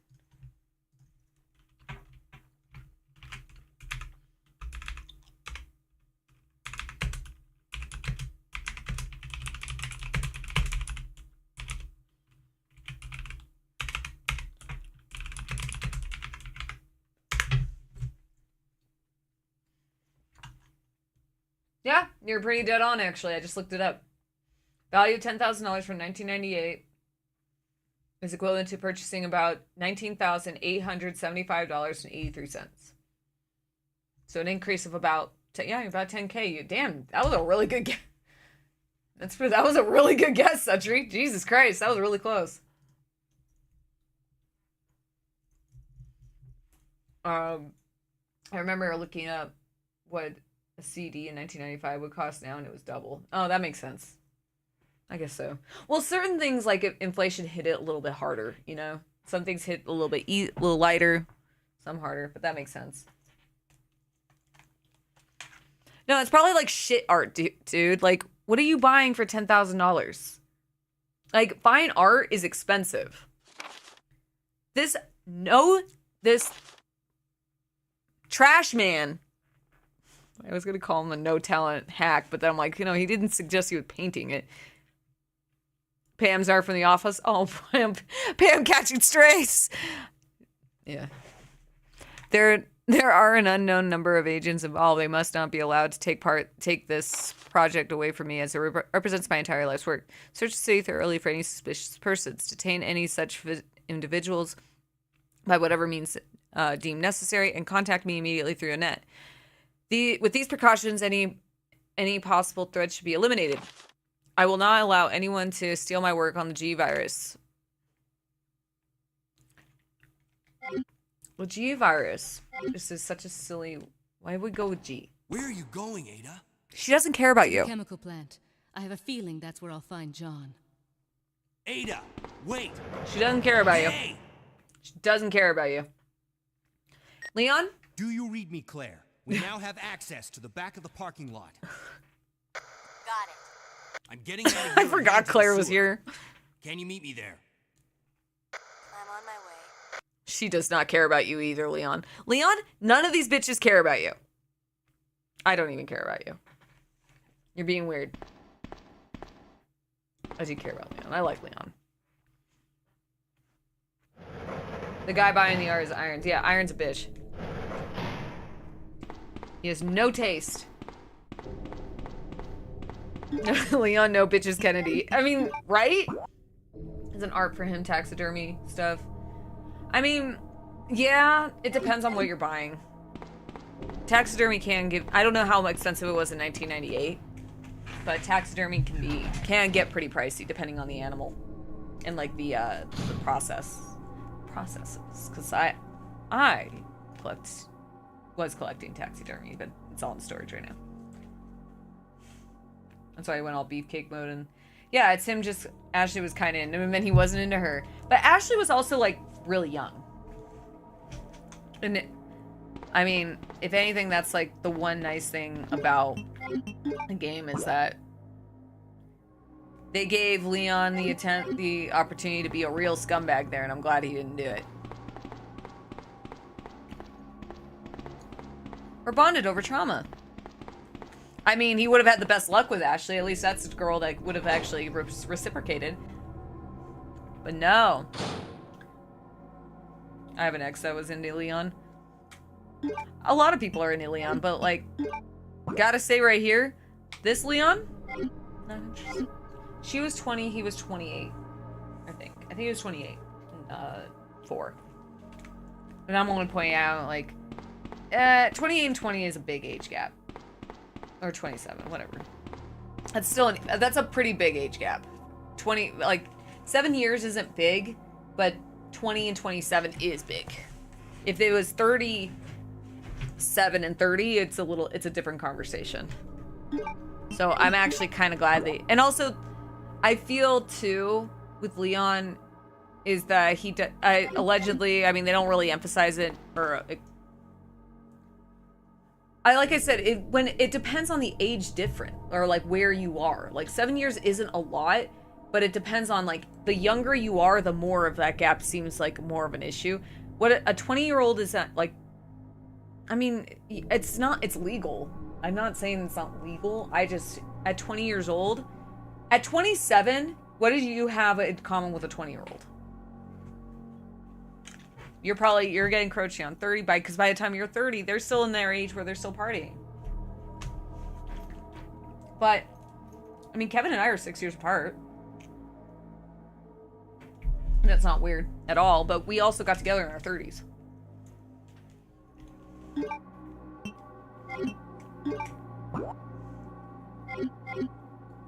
I also just think like the parameters around Leon and Ashley would be kind of weird. Not like, it's not Stockholm syndrome, but shit. Damn it. One thing I really don't like about fucking tank controls is it turning around. Turning around is one of the most irritating things about it. And I think that's what gets me, like, the most pissy about this game. Where do I go?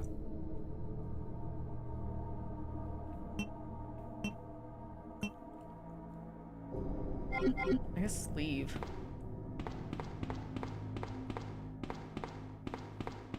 But I think also that's the other reason I think is kind of weird with Ashley and Leon is like Ashley could like, you know, because she's also young and that's her savior.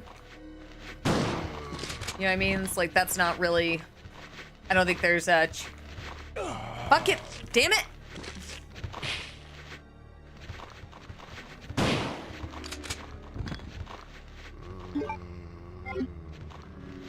Oh, I know where to go now.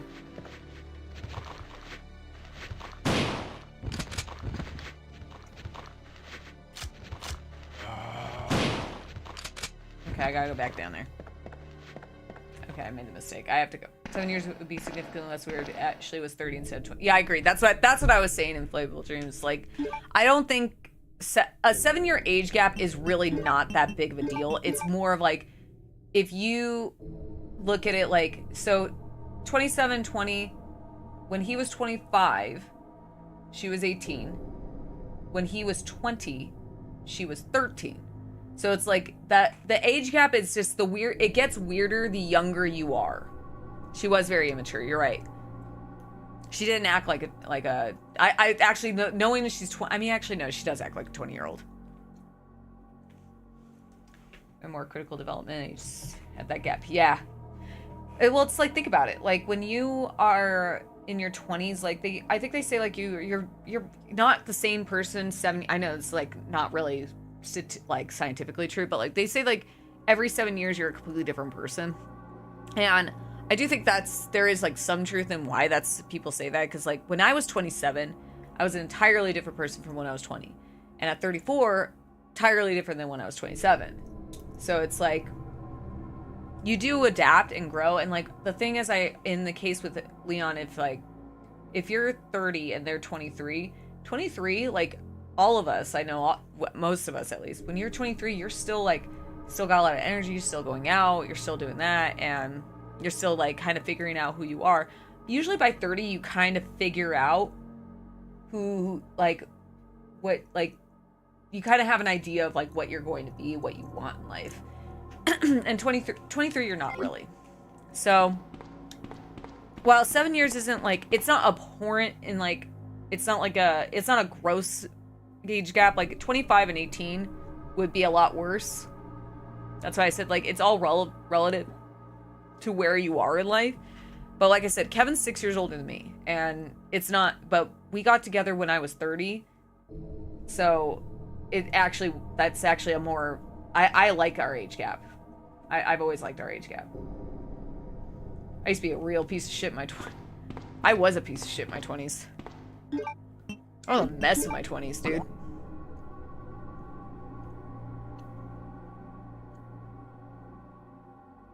Do I have to go down the manhole? Probably, yeah.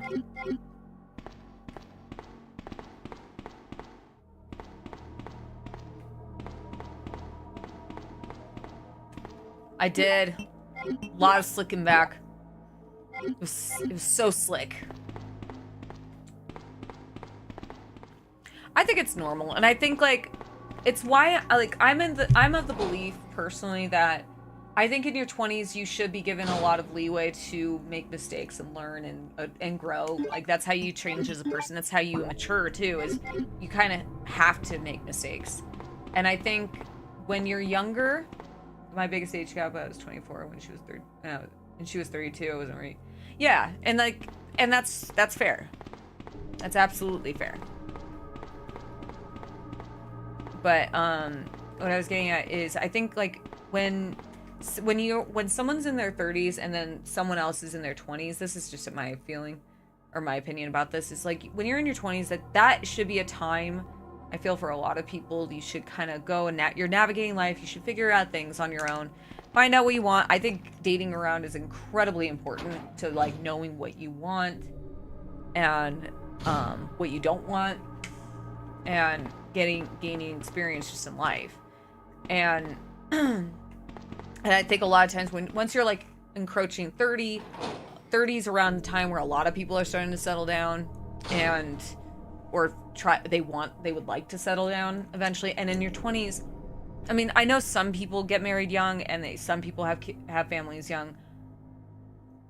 That's up to them if they want to do that. I don't think it's ever a good idea. Because in my 20s, when I was in my 20s, I had a lot of friends. Yeah, I agree. Your 20s those are your fuck up years. Your 20s are your fuck up years. Go have fun, do your thing, have a lot of stories like Kevin where you almost died.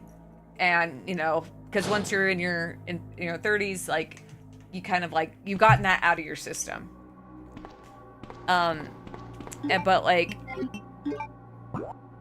but that's like a main thing is that I think that's we'll play video games where we marry people with weird age gaps. It means getting a good ending. I messed up by not doing the messed up part. I mean, you don't have to. You don't have to.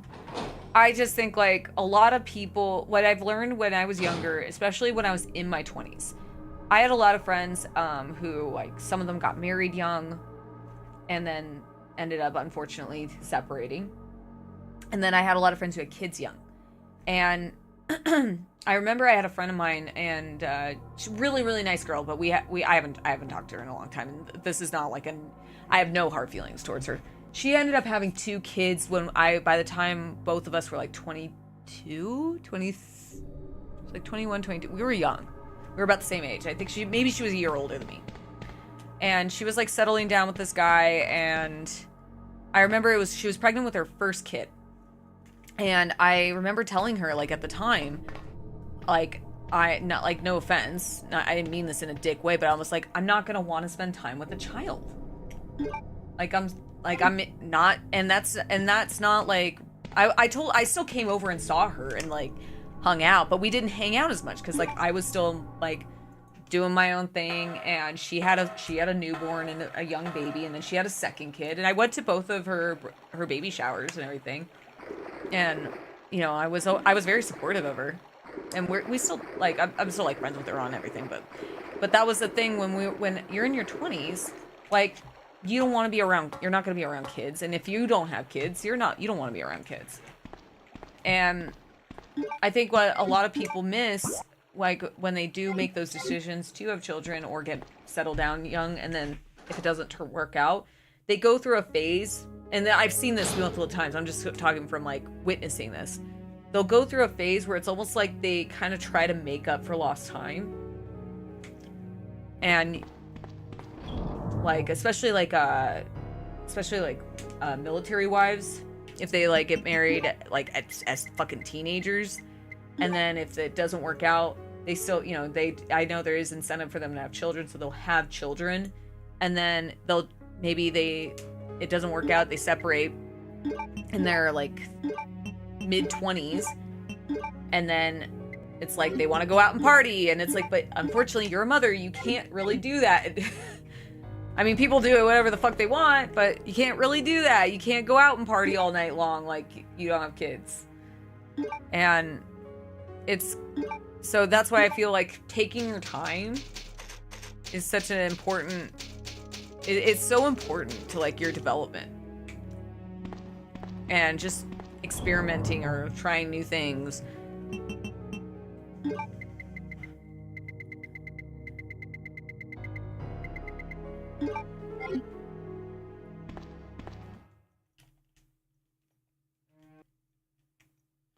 I'm just doing multiple saves.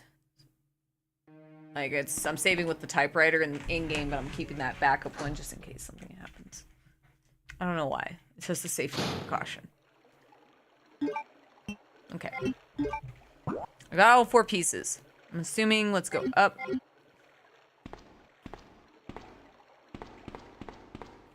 Into the septic tank, where all the poop goes.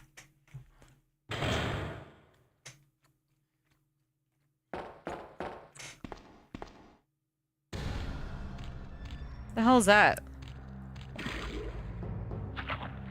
Good thing I said. I got 4 plugs.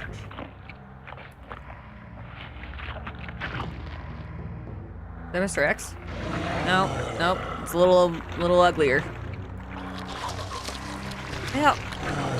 Dude.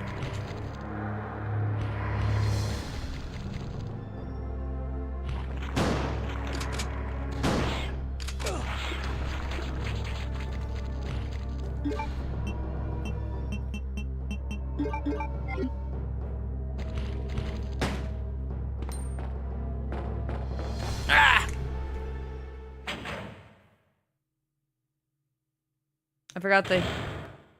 I forgot healing potion. Or it's first aid spray.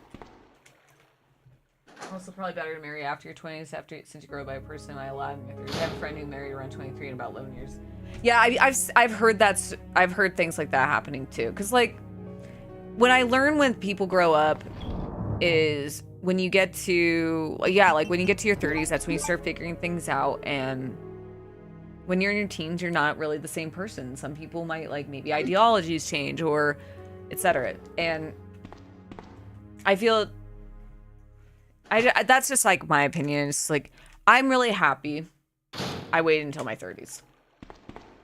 I think it was the best decision because I found someone I really like, and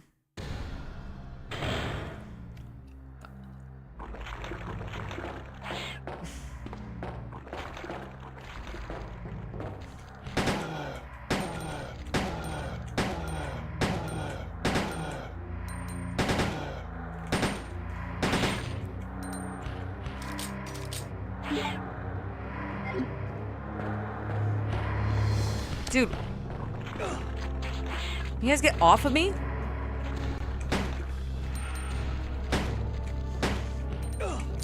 Dude, what am I supposed to do with these? They just... Okay, there's one.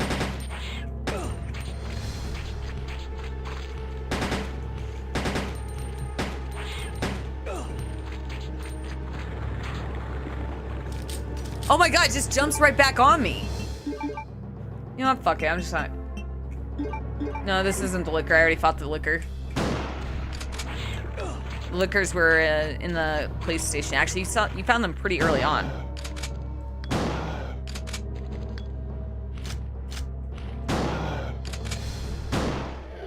There he goes. Get off of me, you bitch! Get the fuck off me!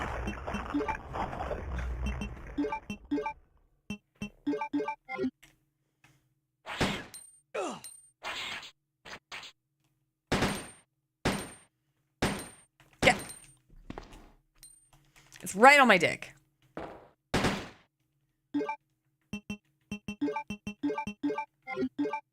Yeah, that thing went right on my...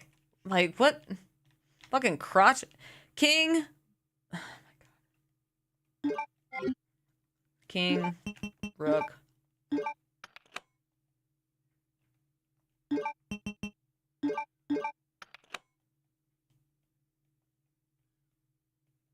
Bishop Knight.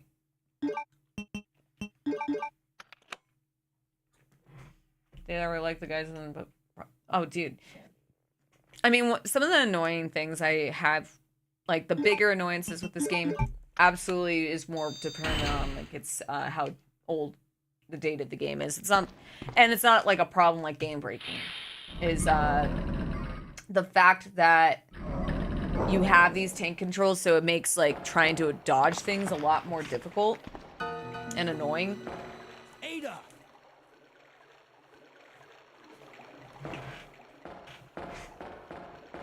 She looks so annoyed. I could see it in the body language how annoyed she is. Reckless and stupid. She doesn't care. Those zombies are everywhere. She doesn't care. Not to mention that thing that got Ben. I was there, Leon. Yeah, she doesn't care. Yeah, whatever, Look, Leon. Ada, What is this? As an officer, it's my job to look out for you. John. But we're not going to get through this alive Let's call him if John. we don't work together. Okay? Just call him by the wrong name, Ada. You'll shut him up. Your way for now.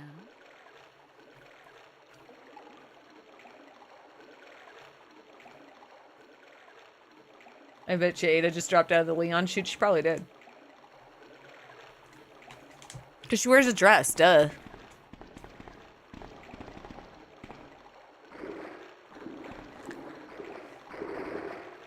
I think if Ada just called him John or like Richard or some shit, maybe a Julio, it would really emphasize how little she cares.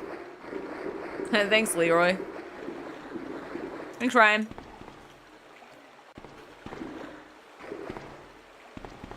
Oof. Not with the Leonard. You're gonna hit him with the Leonard?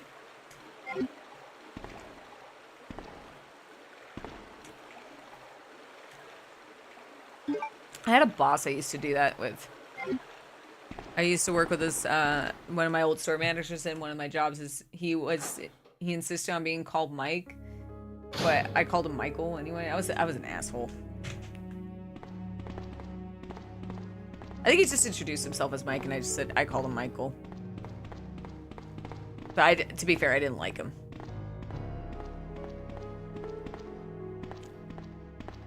Miguel. You really gotta make, like, you gotta hit him with the wrong name. It really works. Sewer manager facts. I love faxes. On the first and third Wednesdays of the month, Angelica Margaret, chief of maintenance, will make use of the facilities. Be sure to reduce the moisture levels in the facility by activating the fan. Yeah, you can't let her hair frizz, as the equipment she will be using is susceptible to the effects of water vapors. On the 28th of every month, the chemical transporter, Don Weller, will use the facility. The chemicals he will be transferring are extremely volatile. Extreme caution should be observed through their transport. Oh no. Moisture levels. Yeah. I don't know what a moisture lever is. On the 6th and 16th of every month, Police Chief Brian Irons will visit the facility to attend regular meetings that take place in the lab. I knew there was a lab. I played the remake, so I know there was a lab. I knew there was a lab the whole time. On the fourth Friday of every other month, William Birkin will use the facility to conduct a training seminar for the Chicago branch of Umbrella Incorporated. As the possibility of an attack upon Dr. Birkin will be high, take every measure conceivable to guard his life. No. You will be informed of all other potential visitors and as the times they will arrive as...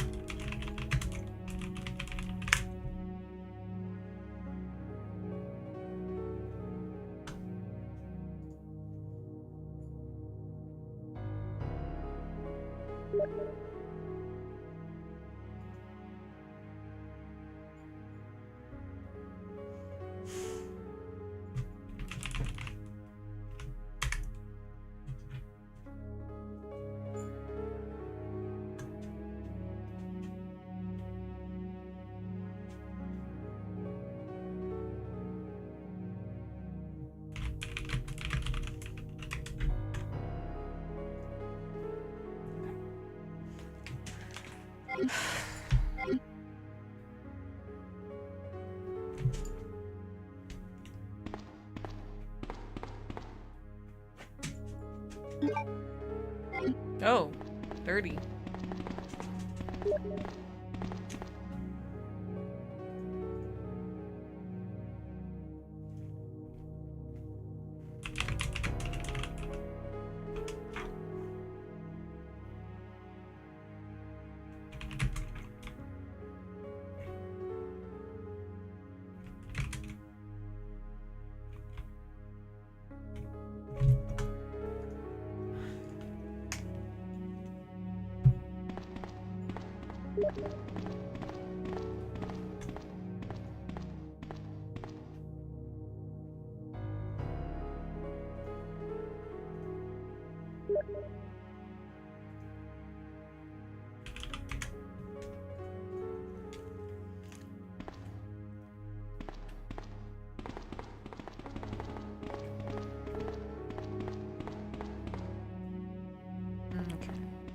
What do I do here?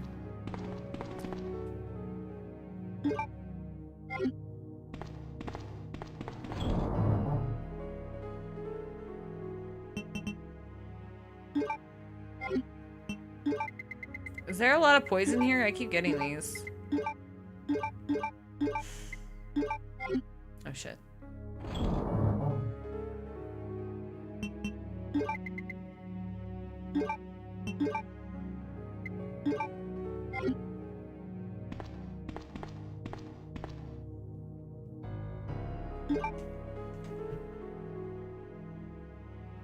What's in Chicago? What is in Chicago? Did it say? Oh, let me take a look at the message.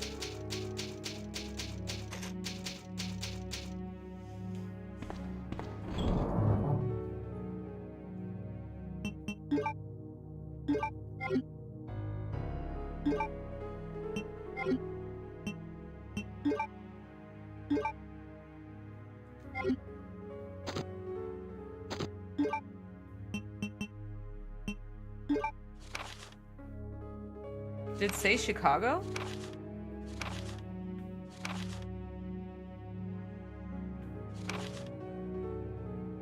I don't see Chicago anywhere.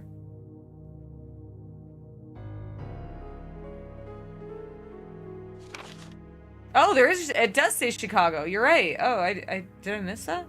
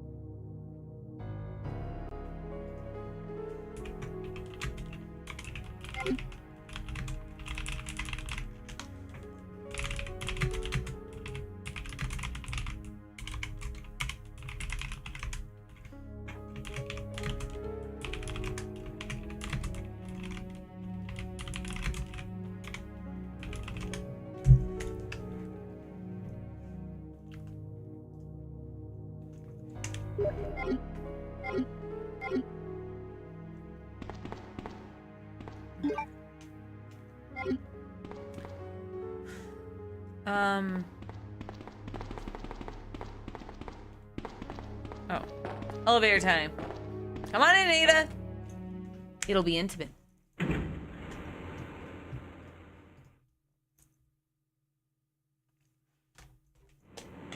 Hand-tossed Italian pizzas, zombies. What if, is that the real horror? Ada! Pizza zombies? Heads off! Leon, that woman was... I have to talk to her.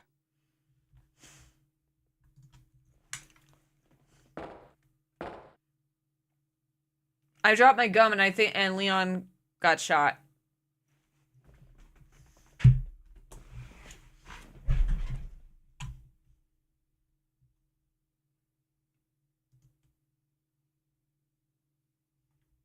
is my shit not? Every fucking time there's a power outage, it fucks my stream deck up.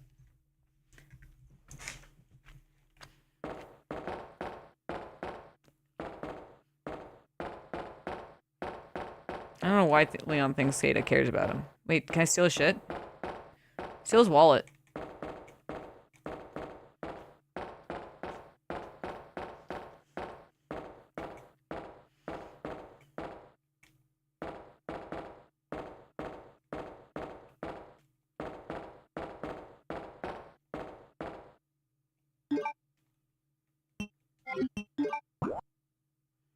I think that's the wall. Oops. I think that's a dead end.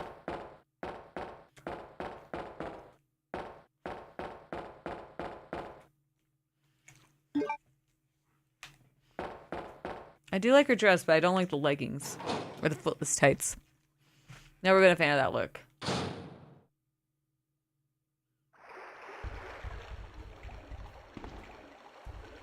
But I do love a good halter dress.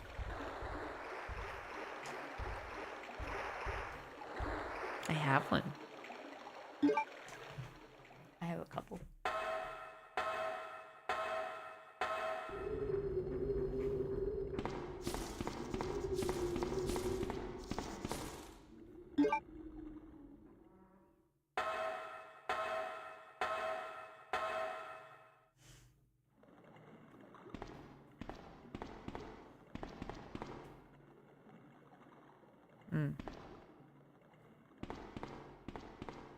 But why are you wearing a halter dress for combat?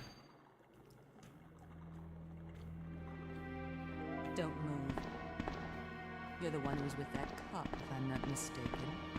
Identify yourself. Okay, first off, we're not with the cop. Ada Wong. Ada Wong.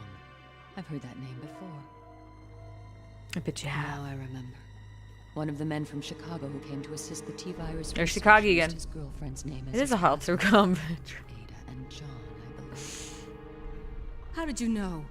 Oh! Annette Birkin. My husband is the man Oh, it's Annette. responsible for the creation of the T-virus. Tell you how much shit that I forgot. What? John's dead. He became one of those zombies. My condolences. And although Okay. I regret this, you will be joining him shortly. I won't let anyone take the G-virus away from me. G-virus? It's capable of creating the ultimate Yeah, bio- Ada, you haven't been reading the Its notes? potential is even greater than that of the T-virus. Then that must mean the creature in the police department is precisely my husband, William. Am I crazy or they sound the same? Umbrella's fault. None of this would have happened if they hadn't tried to steal his research away from him. They sound very similar, so it's throwing me off. It might be the same VA, you're right. Probably right. So I'm listening, I'm like, I can't tell who's talking. This way. It's sheer perfection. My precious G-virus. No one will ever take you away from me.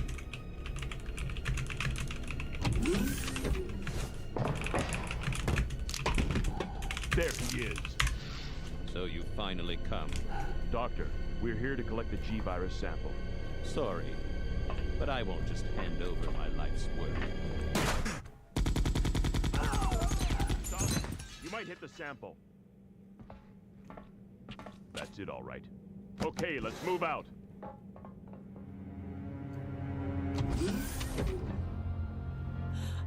William! Oh my! Hold on, darling. I'm taking care of that bullet wound first. What Stay is she here. doing?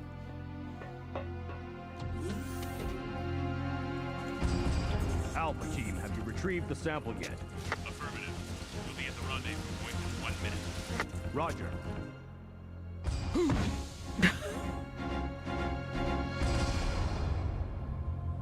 Are you telling me that he injected the G-virus into his own body? I know. I'm excited.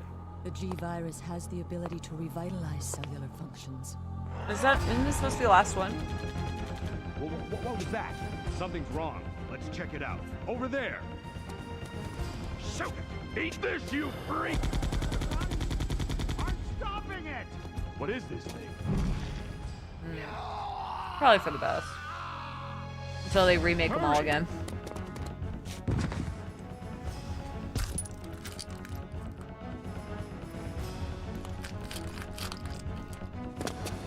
What is this thing? Oh! Fire! Fire! Is that Mr. X?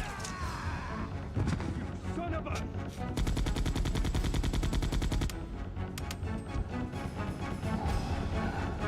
That's Mr. X. Mr. XI.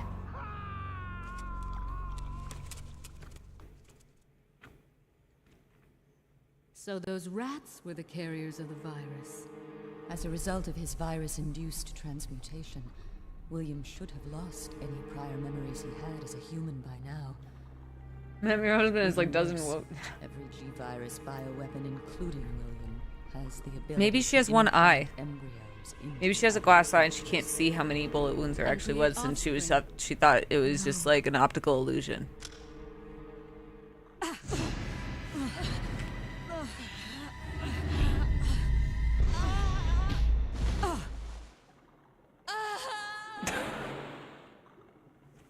Too bad. That was the most unenthusiastic yell.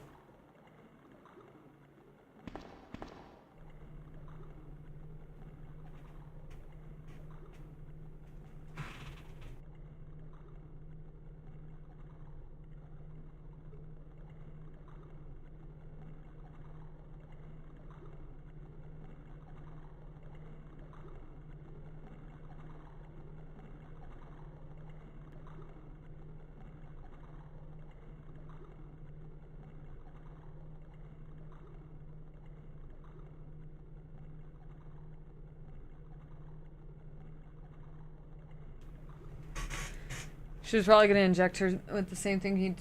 Wait. What? Was she gonna inject? What did she want to inject herself if she was mad?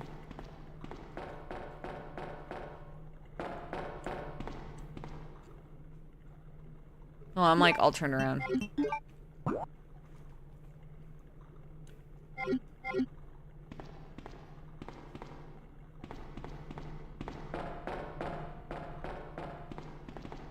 That was really anticlimactic when you think about it.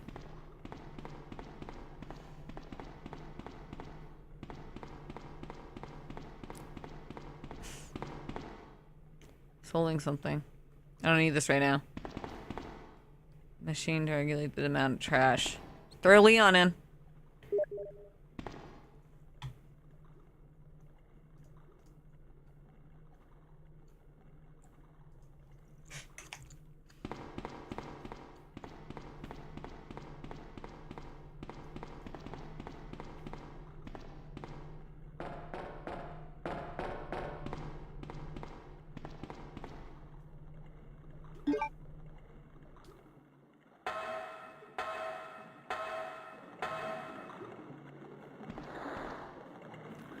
I actually think first person works better though for some of the games. Like I actually really like 7 for the first person because it makes it more eerie. I don't know what happened to me. Maybe it was the first person. Ada. She doesn't care about you. I do appreciate your altruism, my man, but she does not care.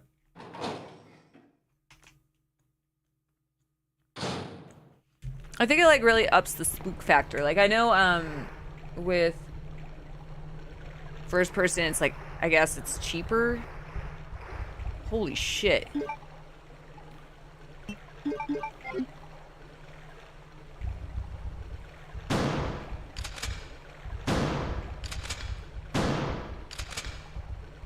Okay, that was a waste.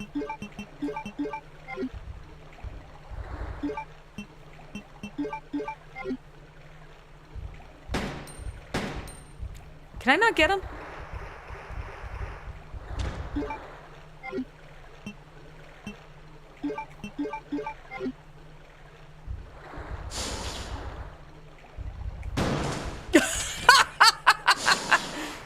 You bitch.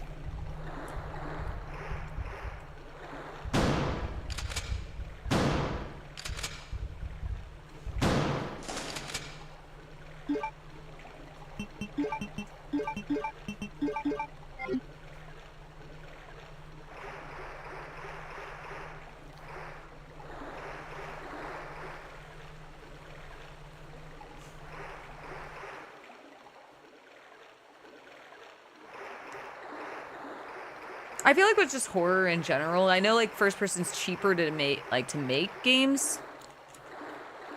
But I think with horror, it works better for like something sneaking up behind you and shit like that. It's more effective, first person.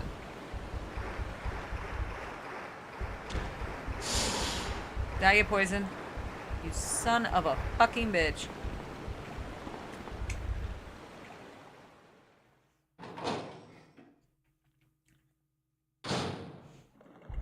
That's true, so does, you're right.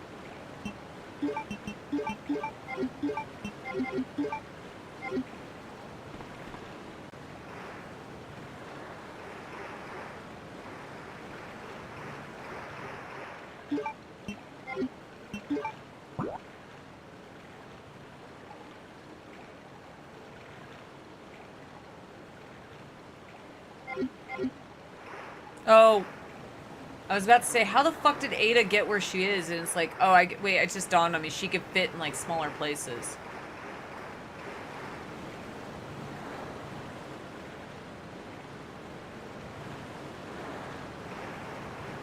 Because they said something about the vent. That's... God damn it, dude.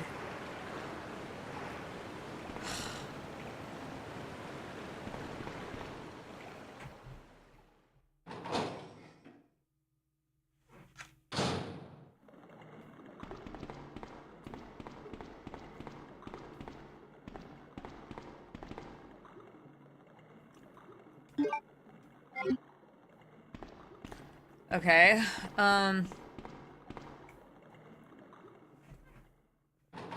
yeah, fixed camera angles do help too. I'm only speaking to, like, the effectiveness of horror, like, just... Oh, hiring coins. I saw there's one for where Ada is, and I was about to be like, oh, I'll just go where Ada went. And it's like, oh yeah, she can fucking fit through vents. Because they keep implying that she's, like, the size of a child. Which, by the way, noted that earlier, where it's like, oh, it's a vent. Maybe, like, a child could go through, and then Ada could fit through. Which is like, okay.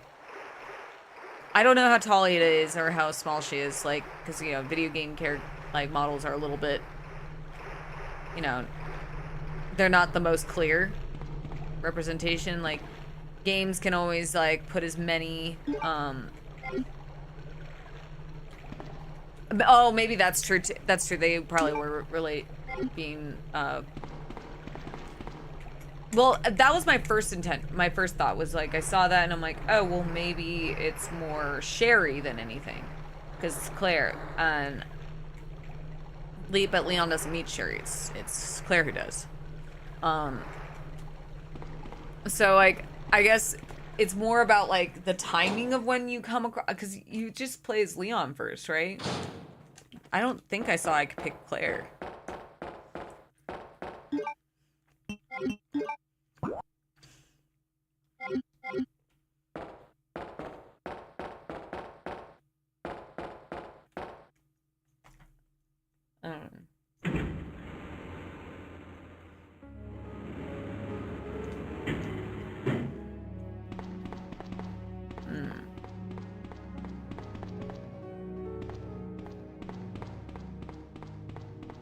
Well, there's some in this. There's the one in the sewer.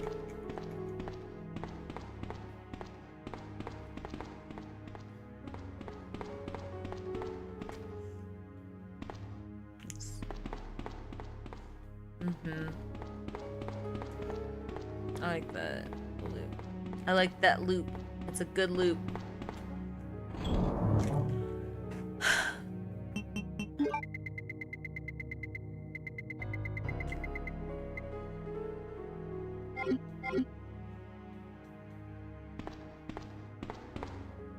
I feel like they're getting really stingy with the healing items, unless I'm missing them. Probably the latter.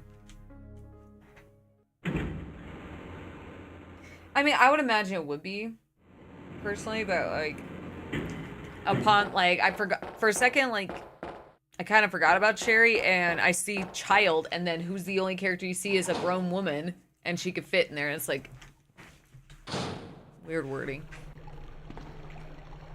I mean, there are, like, some very petite women that are the size of children, but you don't usually say, you're like a child! You're like a little girl! Like a little baby! Little tiny babu! You don't see that, because it's like, it'd be really weird to infantize them like that. I mean, some people do.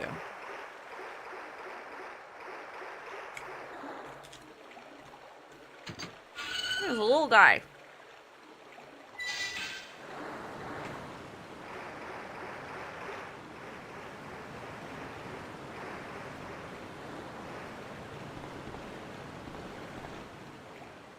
The other one was by Ada, though.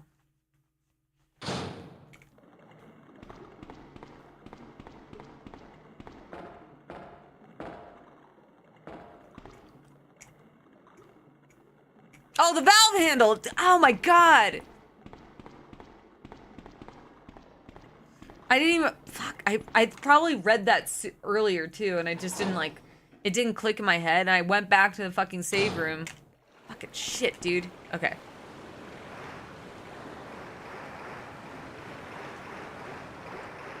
Now it makes sense why they made me keep the valve.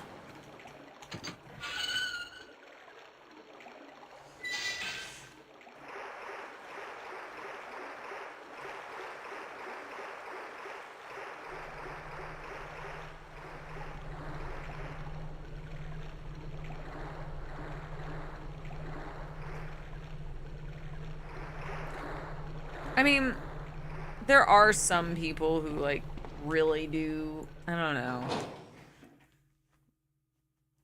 I don't know. I mean, there are some, like, really petite women, for sure. But, like I said, the association... The child association was very... strange. But you're right, I'm spacing on Sherry. Totally spaced on Sherry.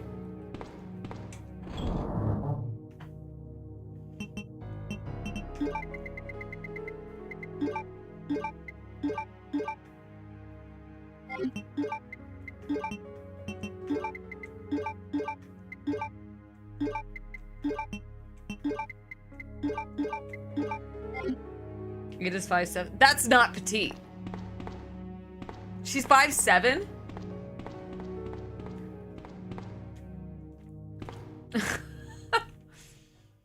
For a woman, that's at like that in especially Japan, that's above average. Ada's got 5 inches on me. Is she yeah, like, well, that's what I was saying. Like, you can't really tell by the character models how tall she is, because like character models a lot of times, because of all the limited resources and technology, a lot of times they might look exactly the same. I'd be very curious.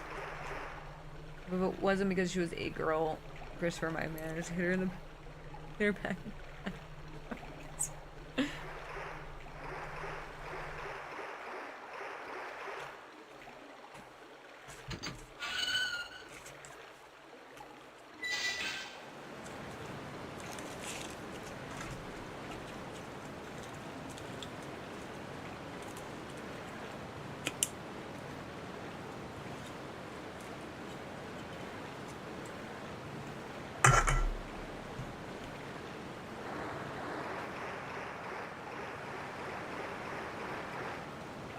I'm so offended right now. They're like, oh yeah, 5'7's petite. What the hell am I?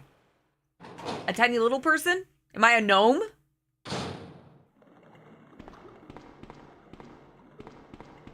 Because I'd even argue, because I'm 5'2", and I would argue like 5'2" isn't like, if someone said I was the size of a child, I would be a little weirded out. Because I'm not.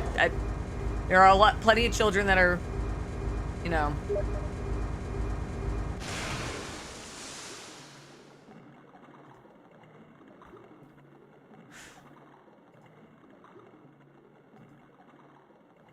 Leon is 5'11".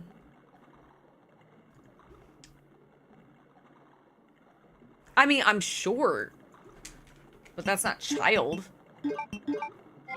I really resent that the game implied that the 5'7" woman is a child size. The fuck, dude? Oh! Turn around. Get him. Not that I need healing, but I just want healing items. I have 2 red herbs. Say herb? I did it on purpose. Herb Dean? Herb Dean? That head game?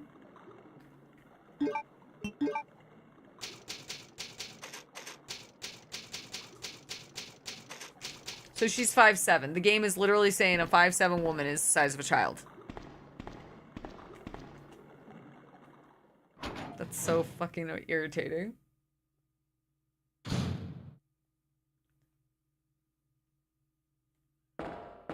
I do like that they put the herbs in little pots, man. I just imagine, but like, I love that I just love the idea that Leon over here is just like putting like potted plants in his fucking little fanny pack.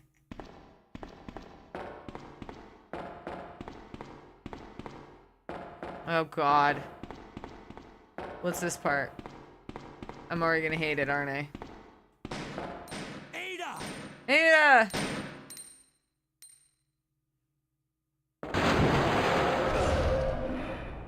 You son of a bitch. Can I shoot this?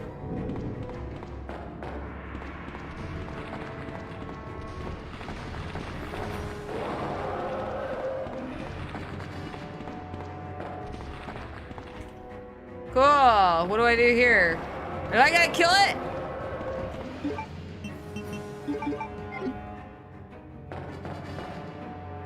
Ah!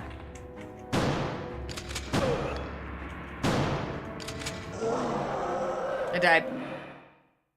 I'm gonna get the Magnum. I'm gonna go pee first.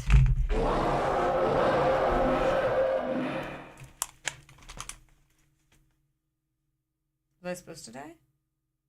Yeah, no, I was not supposed to die. Resident Evil 2.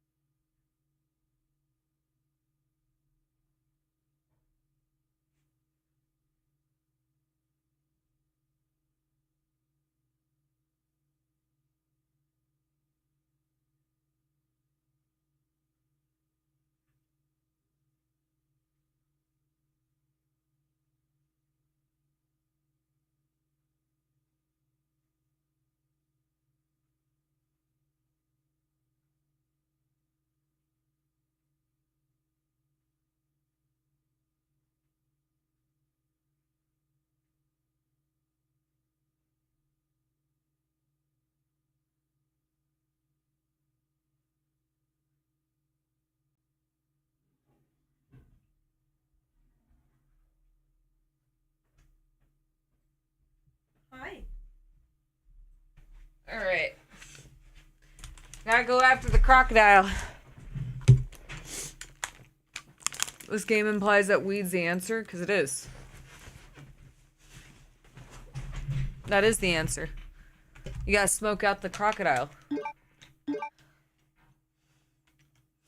Shit, it's killing me, dude.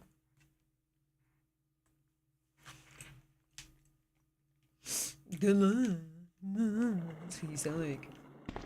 Hey, dude. Hey, I fucking rated you yesterday, and worst time. I guess you I guess your stream ended.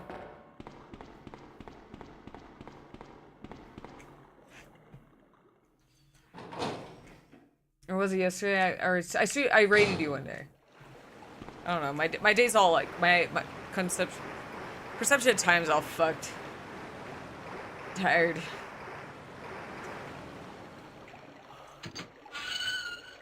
Oh, is that what it was? You rated out? Okay, that's funny. Well, shit. Well, shit. Why the fuck you gotta do that?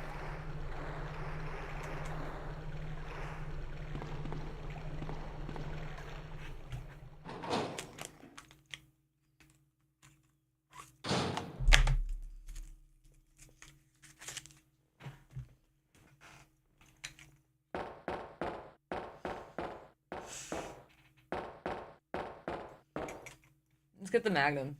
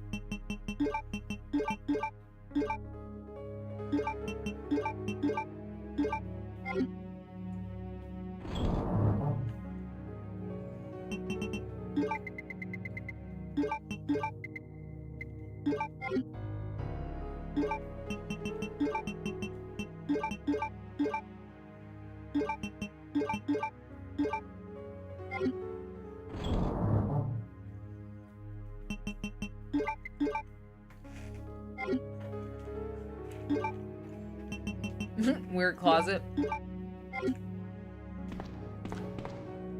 I just love how comically large it is in these older games.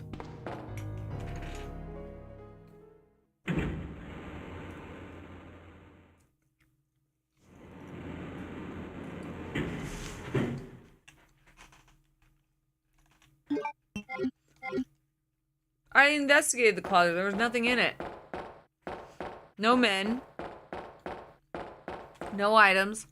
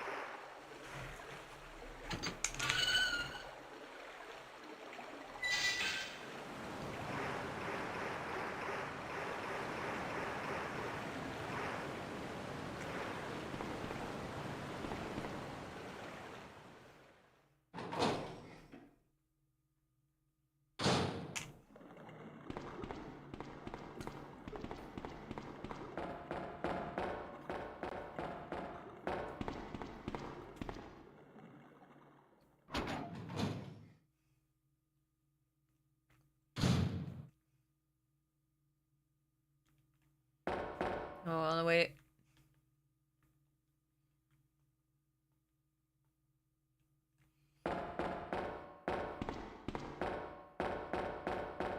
So I don't have to make that run again.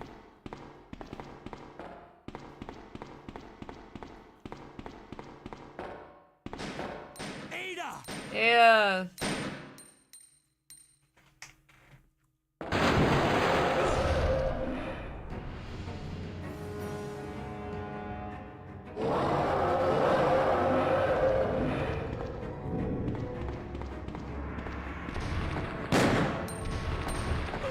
Ah.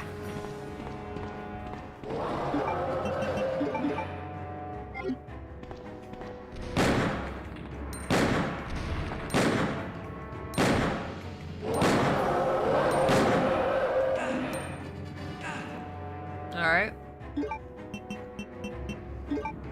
Am I not supposed to kill this thing?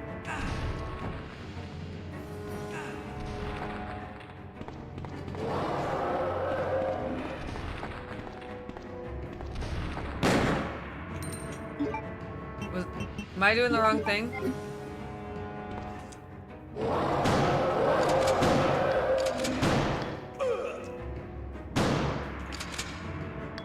Really? I used up everything.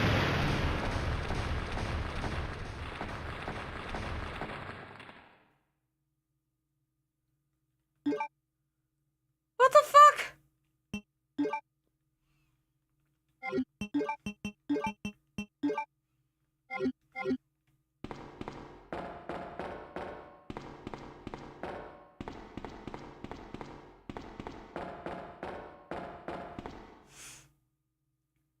Suck on them balls. That's a great name.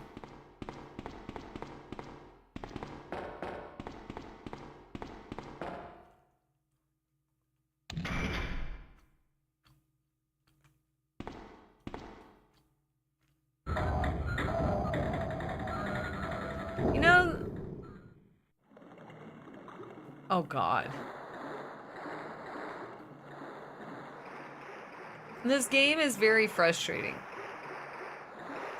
With Leon's characterization and, like, his weird... Leon.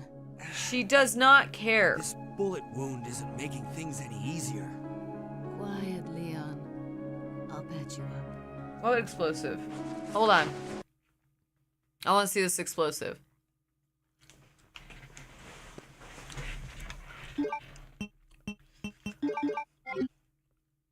I didn't see an explosive.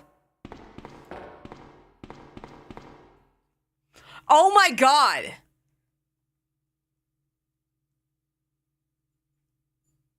I shoot this?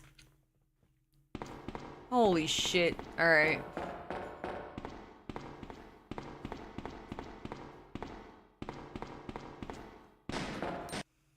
Ada! Do you notice that she doesn't even warn him? That's how little she gives a shit about Leon. She doesn't go, hey, watch out. She just looks at him.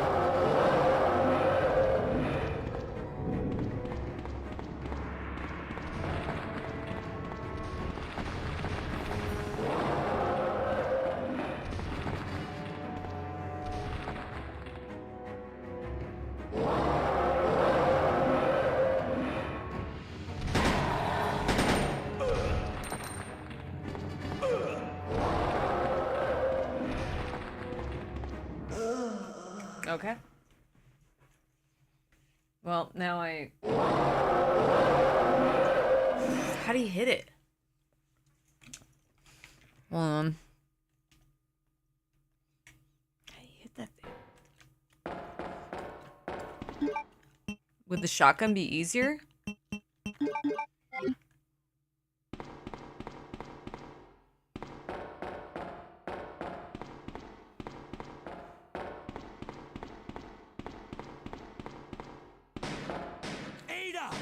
Yeah, that is hard to hit.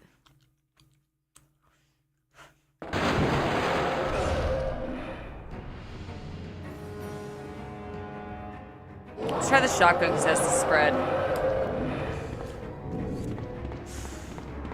Yeah, way to go warning me about the big fucking crocodile.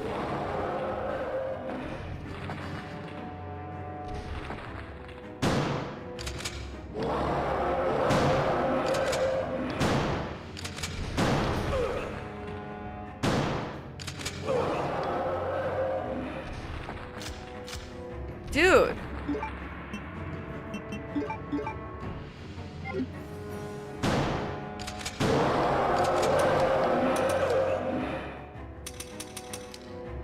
Cool. Okay, let me take a look at this. I don't think you can shoot that thing, dude.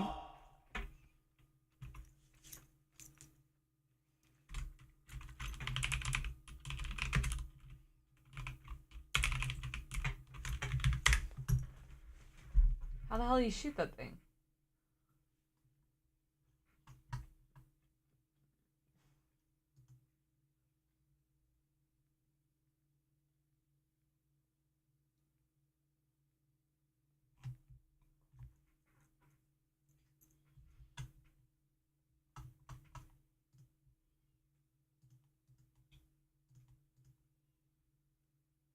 Wait.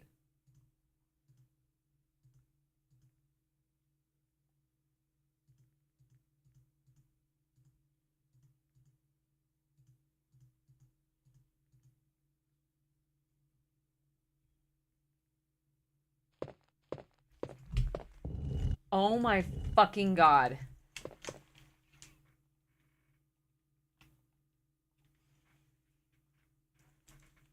You're gonna see. Just find out how to do it.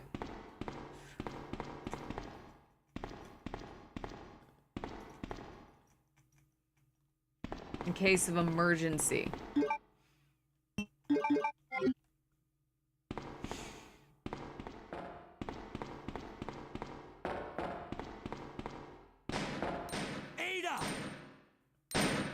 She don't give a fuck. God, the more I watch this cutscene, the more, like, obvious is she doesn't give a fuck about you, Leon!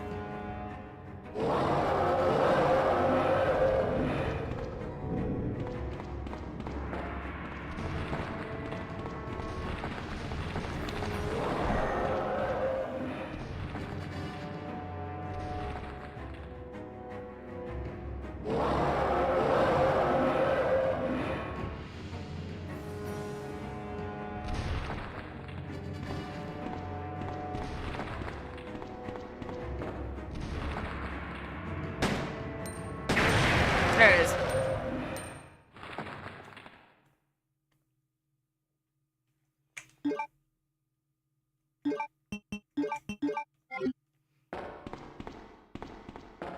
Lost your head.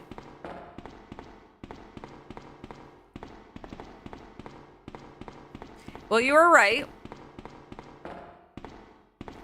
But yeah, you're supposed to knock it down first. And it does in fact say that, so that's on me. I didn't see that. It said when I walked past it that fourth time, whatever the fuck, how many times I just walked past, it said in case of emergency it'll drop. So it wasn't dawning on me. Yeah, she doesn't give a shit about you, Leon. She didn't even warn you. Leon. Shut up, Ada. No, Ada's fine. This bullet wound isn't making things any easier. Learning experience for me too. Quiet, Leon. I'll patch you up. I like Ada. She's probably my favorite Don't lady of Resident Evil, but it is very obvious she does not give a shit. I just found out. John's dead. What? Oh, look at that. She's single now. Never mind. Leon, Let's just so you're get saying out there's of a here. chance. The sooner the better.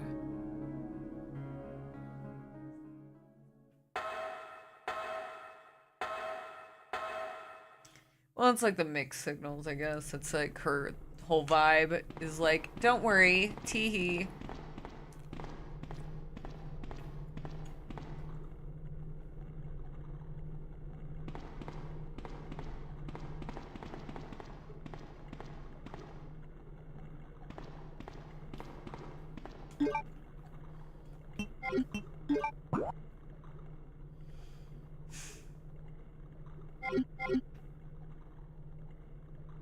If you can shoot the croc.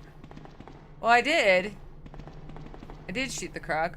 Do I have to use the... Oh, I get it.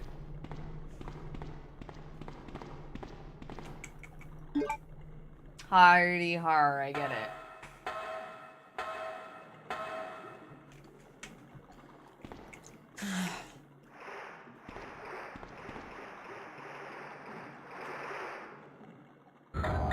Dumping area.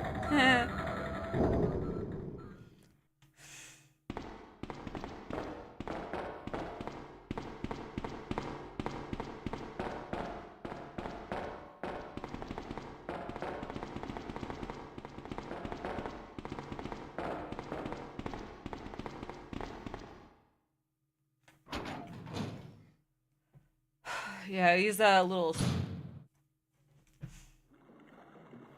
He's probably dead because she couldn't see him.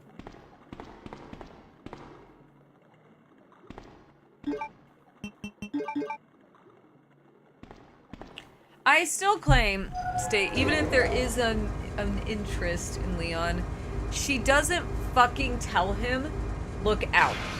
That whole cutscene is saying so much without saying anything. Now, if you cared, you at least say, look out. No, she just stares at him.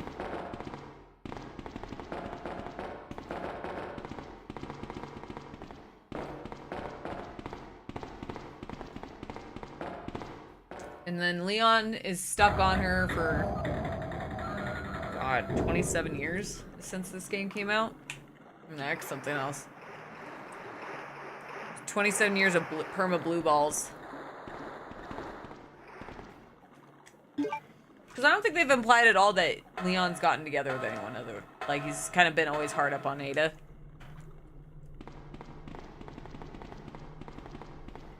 That's 27 years of blue balls sound, Kevin.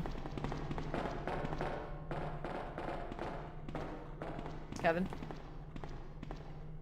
Sounds horrible. She wants nothing to do with the guy.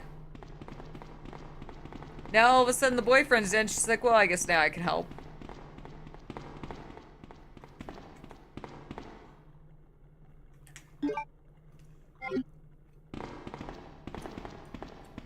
Also, thanks for not picking this up, Ada.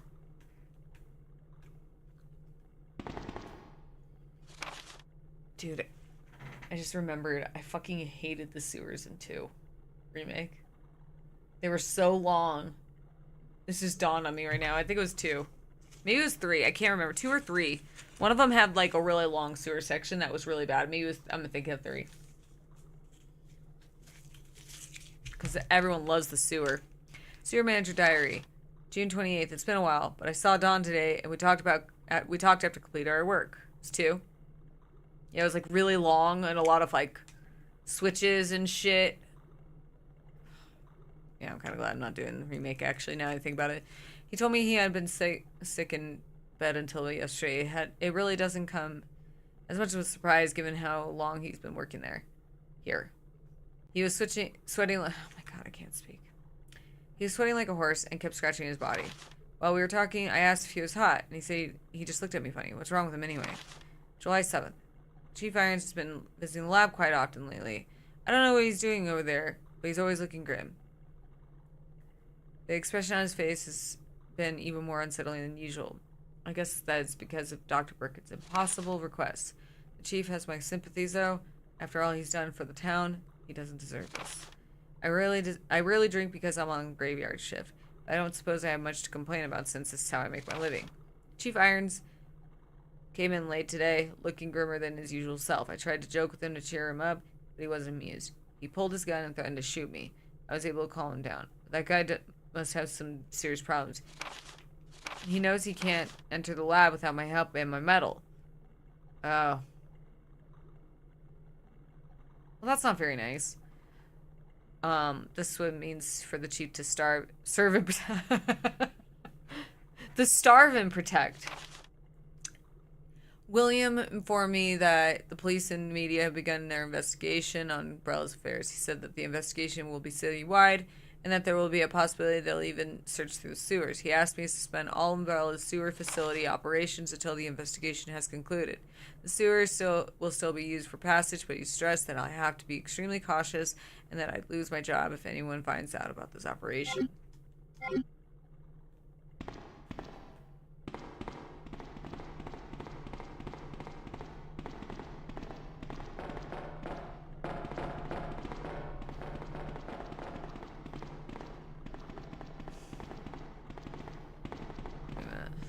Ladder over here. God, the fucking tank controls gets me sometimes. Like, I'll kind of pick it up after a while. And then, oh, what's this? You can sell.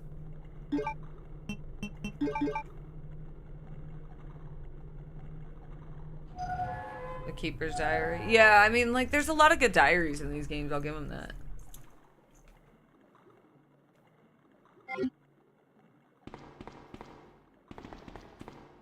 It's a lot of good world building. Hmm?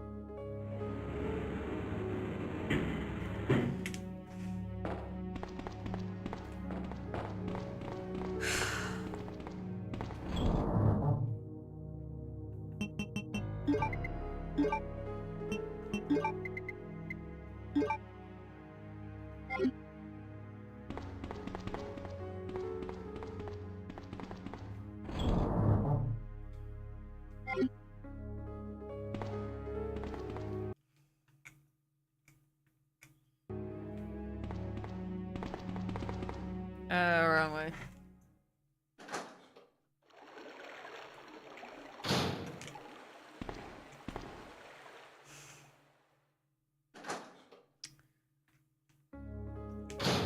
I'm gonna call in a second. I'm getting a little tired.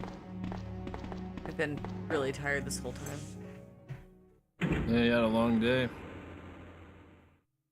Yeah, tomorrow's my only short day, and then I got another long day on Saturday. And then I'll have...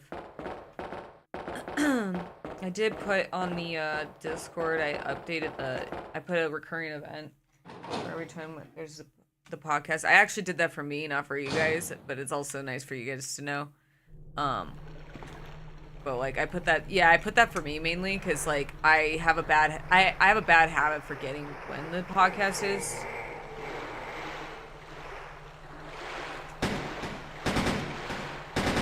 Oh my god. What the hell?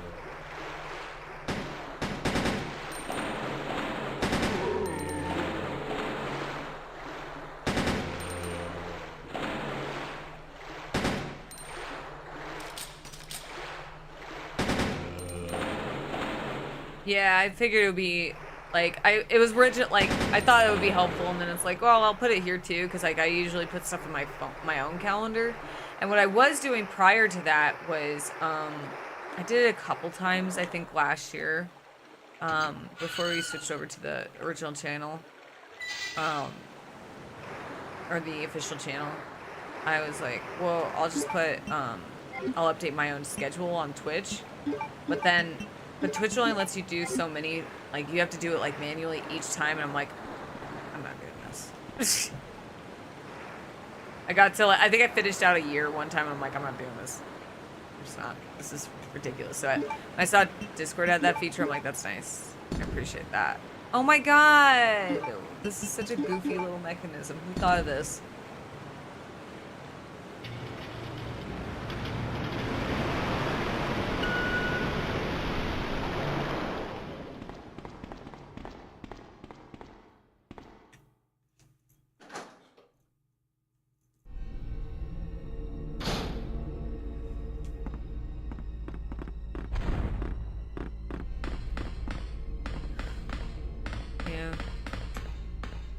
Alerts, well, I mean, it's there, so I think you could just like act, you know, just like select that you're interested in it. I think that's what it is. I don't know how it works exactly.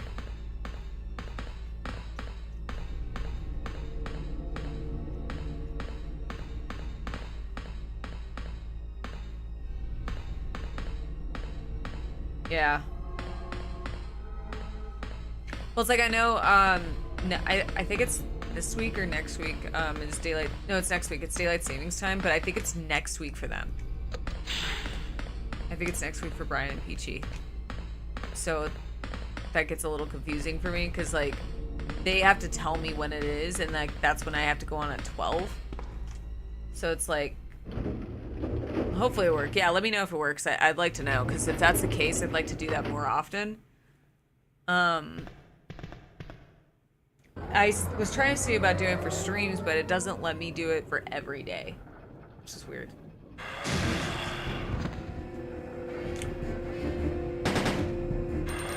Ow.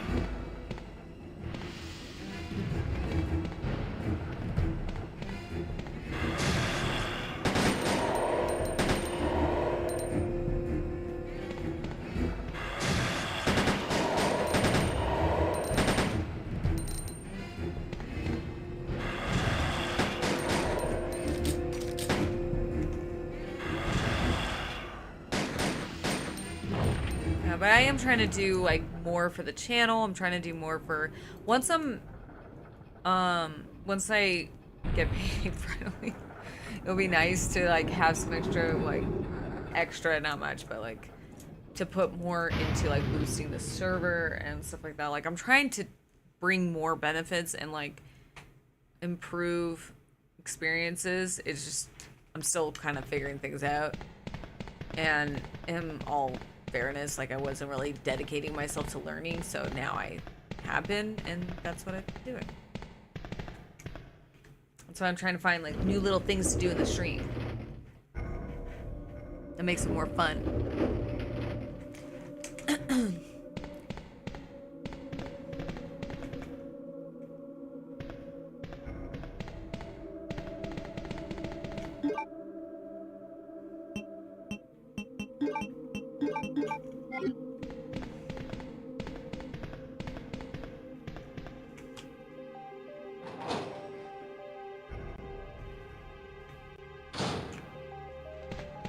I still have to look into that crowd control thing. It looked kind of like finicky.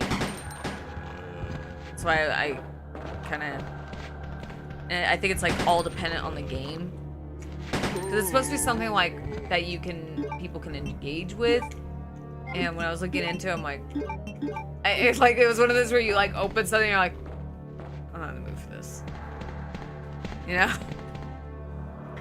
You just open it, it's like there's so much shit going on, you're like, not in the mood. Not doing that right now.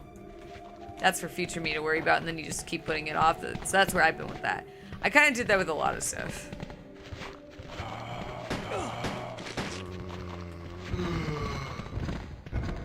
Can you kill him? I think you have unlimited ammo. Save me. I'm the damsel in distress right now. Let's step back. No! Yeah!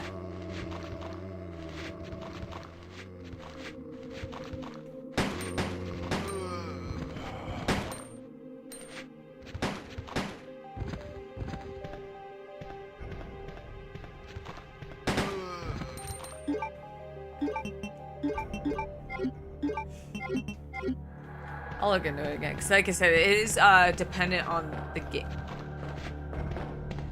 On the game. I noticed that. No, don't save me or anything, Ada. I hit the wall.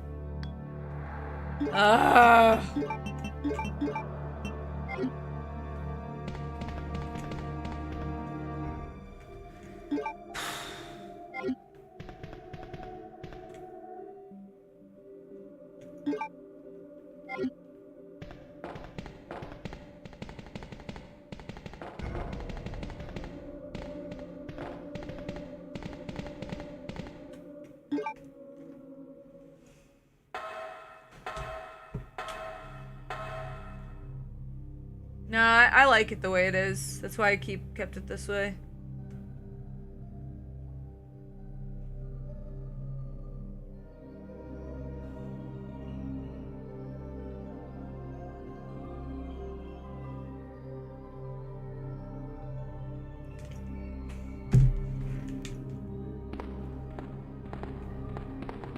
I'll find more ammo.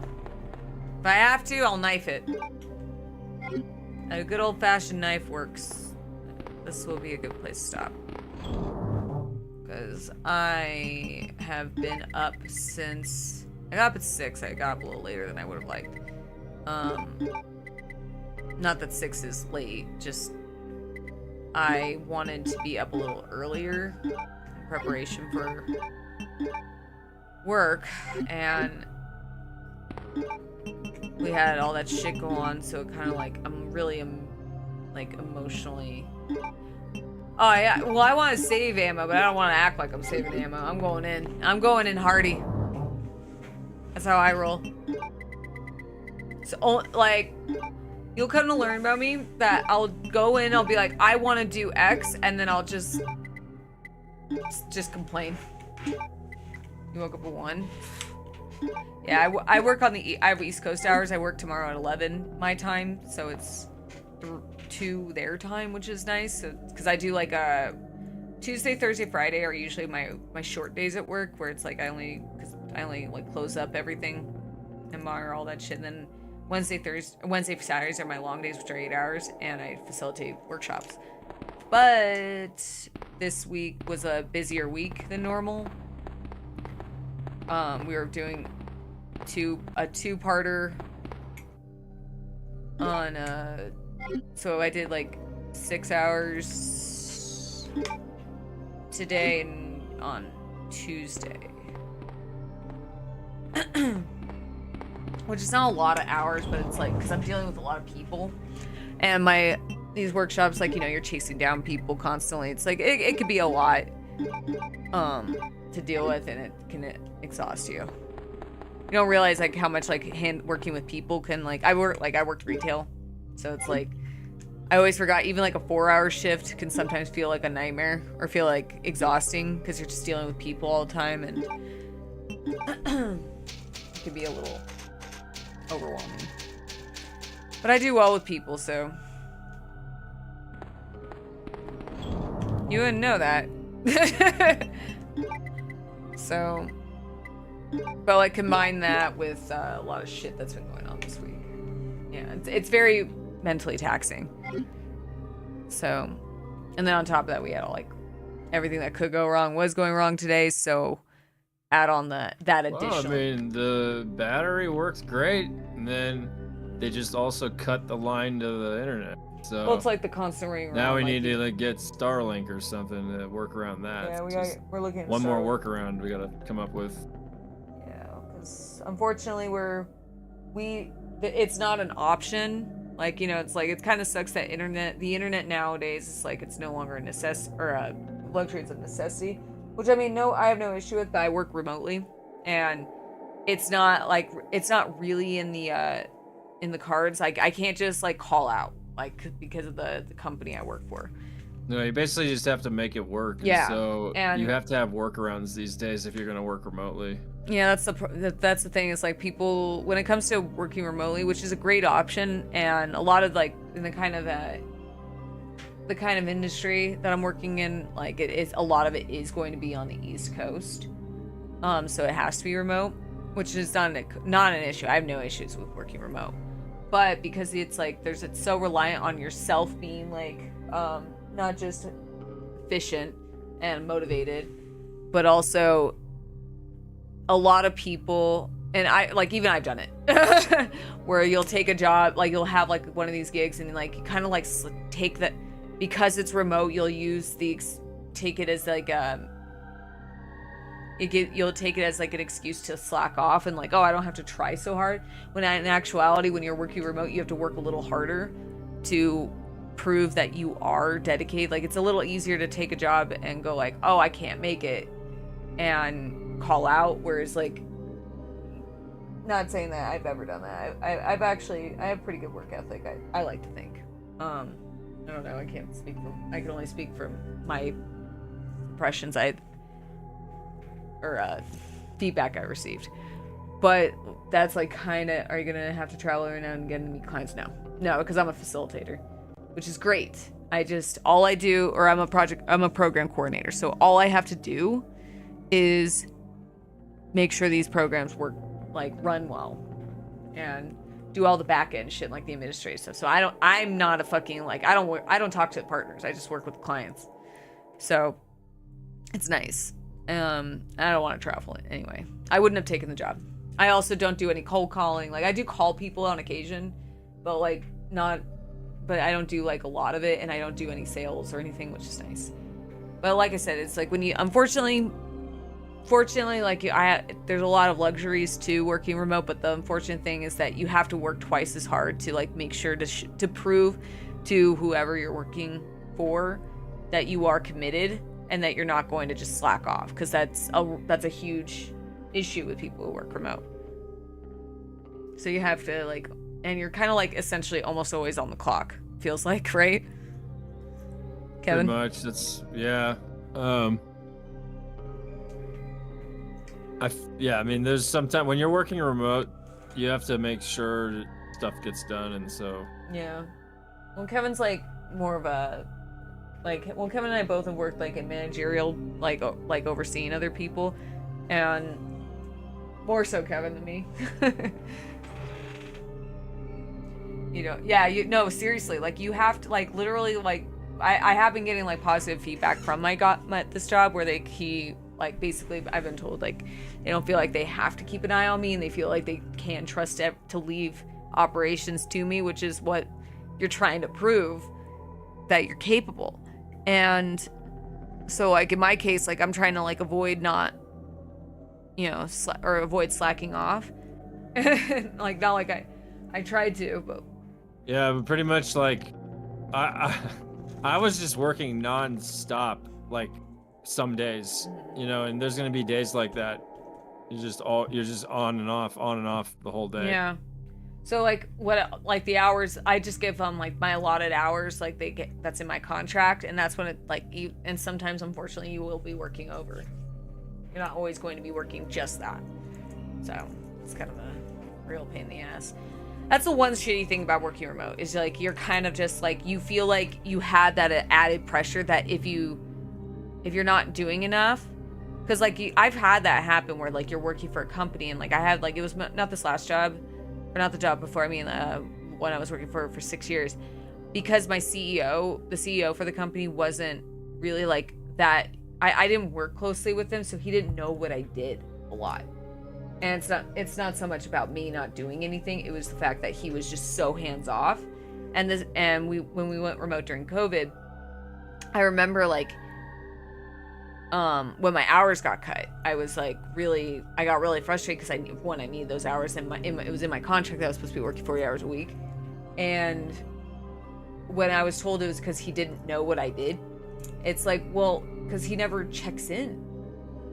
Like I don't report to him, and like my own supervisor had to like kind of like speak up for me a lot, which was really frustrating. Like because I had it was so impersonal with like the way I can actually like speak up. Like I couldn't really speak up for myself or like show off like what I was doing because like the CEO was just like that hands off, and because of that, that's what gave him like that free or led him to that decision too. Like when he was doing layoffs, I got laid off because he had certain people who worked really close with him, and I was not one of those people, and because of that, he viewed me as disposable at that point, and that's what happens. And it's because we were working remote, because he didn't like when I was in the office, he saw me in the office every day, and it was great because you didn't ask me, you could buy another boat some back. I know, right? Oh, the fucking boat. I had the option of doing a lot of stuff without going in the office. Yeah, I remember at one point I was asking if we could go back to the office after COVID, because that was when I was getting the hint that I was like, I don't like that they don't know what I'm doing. I don't like that was already like kind of floated, because that already gave me a bad vibe. And then of course like as everything snowballs, like whatever. So like that's the one shitty thing about being remote is like you kind of have to always have a presence online and always being like showing that you're there. And if something goes wrong, you have to have like all these solutions in preparation to prove that you're dedicated to stay. Otherwise they'll just replace you. So right now I'm in the probationary period. It's the 30-day or 90-day probationary period. So I'm on my 4th week at work at this job, and I'm still, so when you're in those first 90 days, you got to be really on your shit. Like you can never call out. Like that's how I was kind of raised too. My mom always used to tell me like from the start of my first job, she always told me like never call out in the first 90 days. Never ever be sick on a Monday. Never be sick on a Monday is another one. Yeah, I don't work Mondays. Because it becomes really obvious when you go out and you drink a lot, and then Sunday rolls around, and then it's like it always carries into Sunday. So then Monday, if you're sick, you're probably hungover. You don't want to be hungover on a Monday at work. And then it's like it all.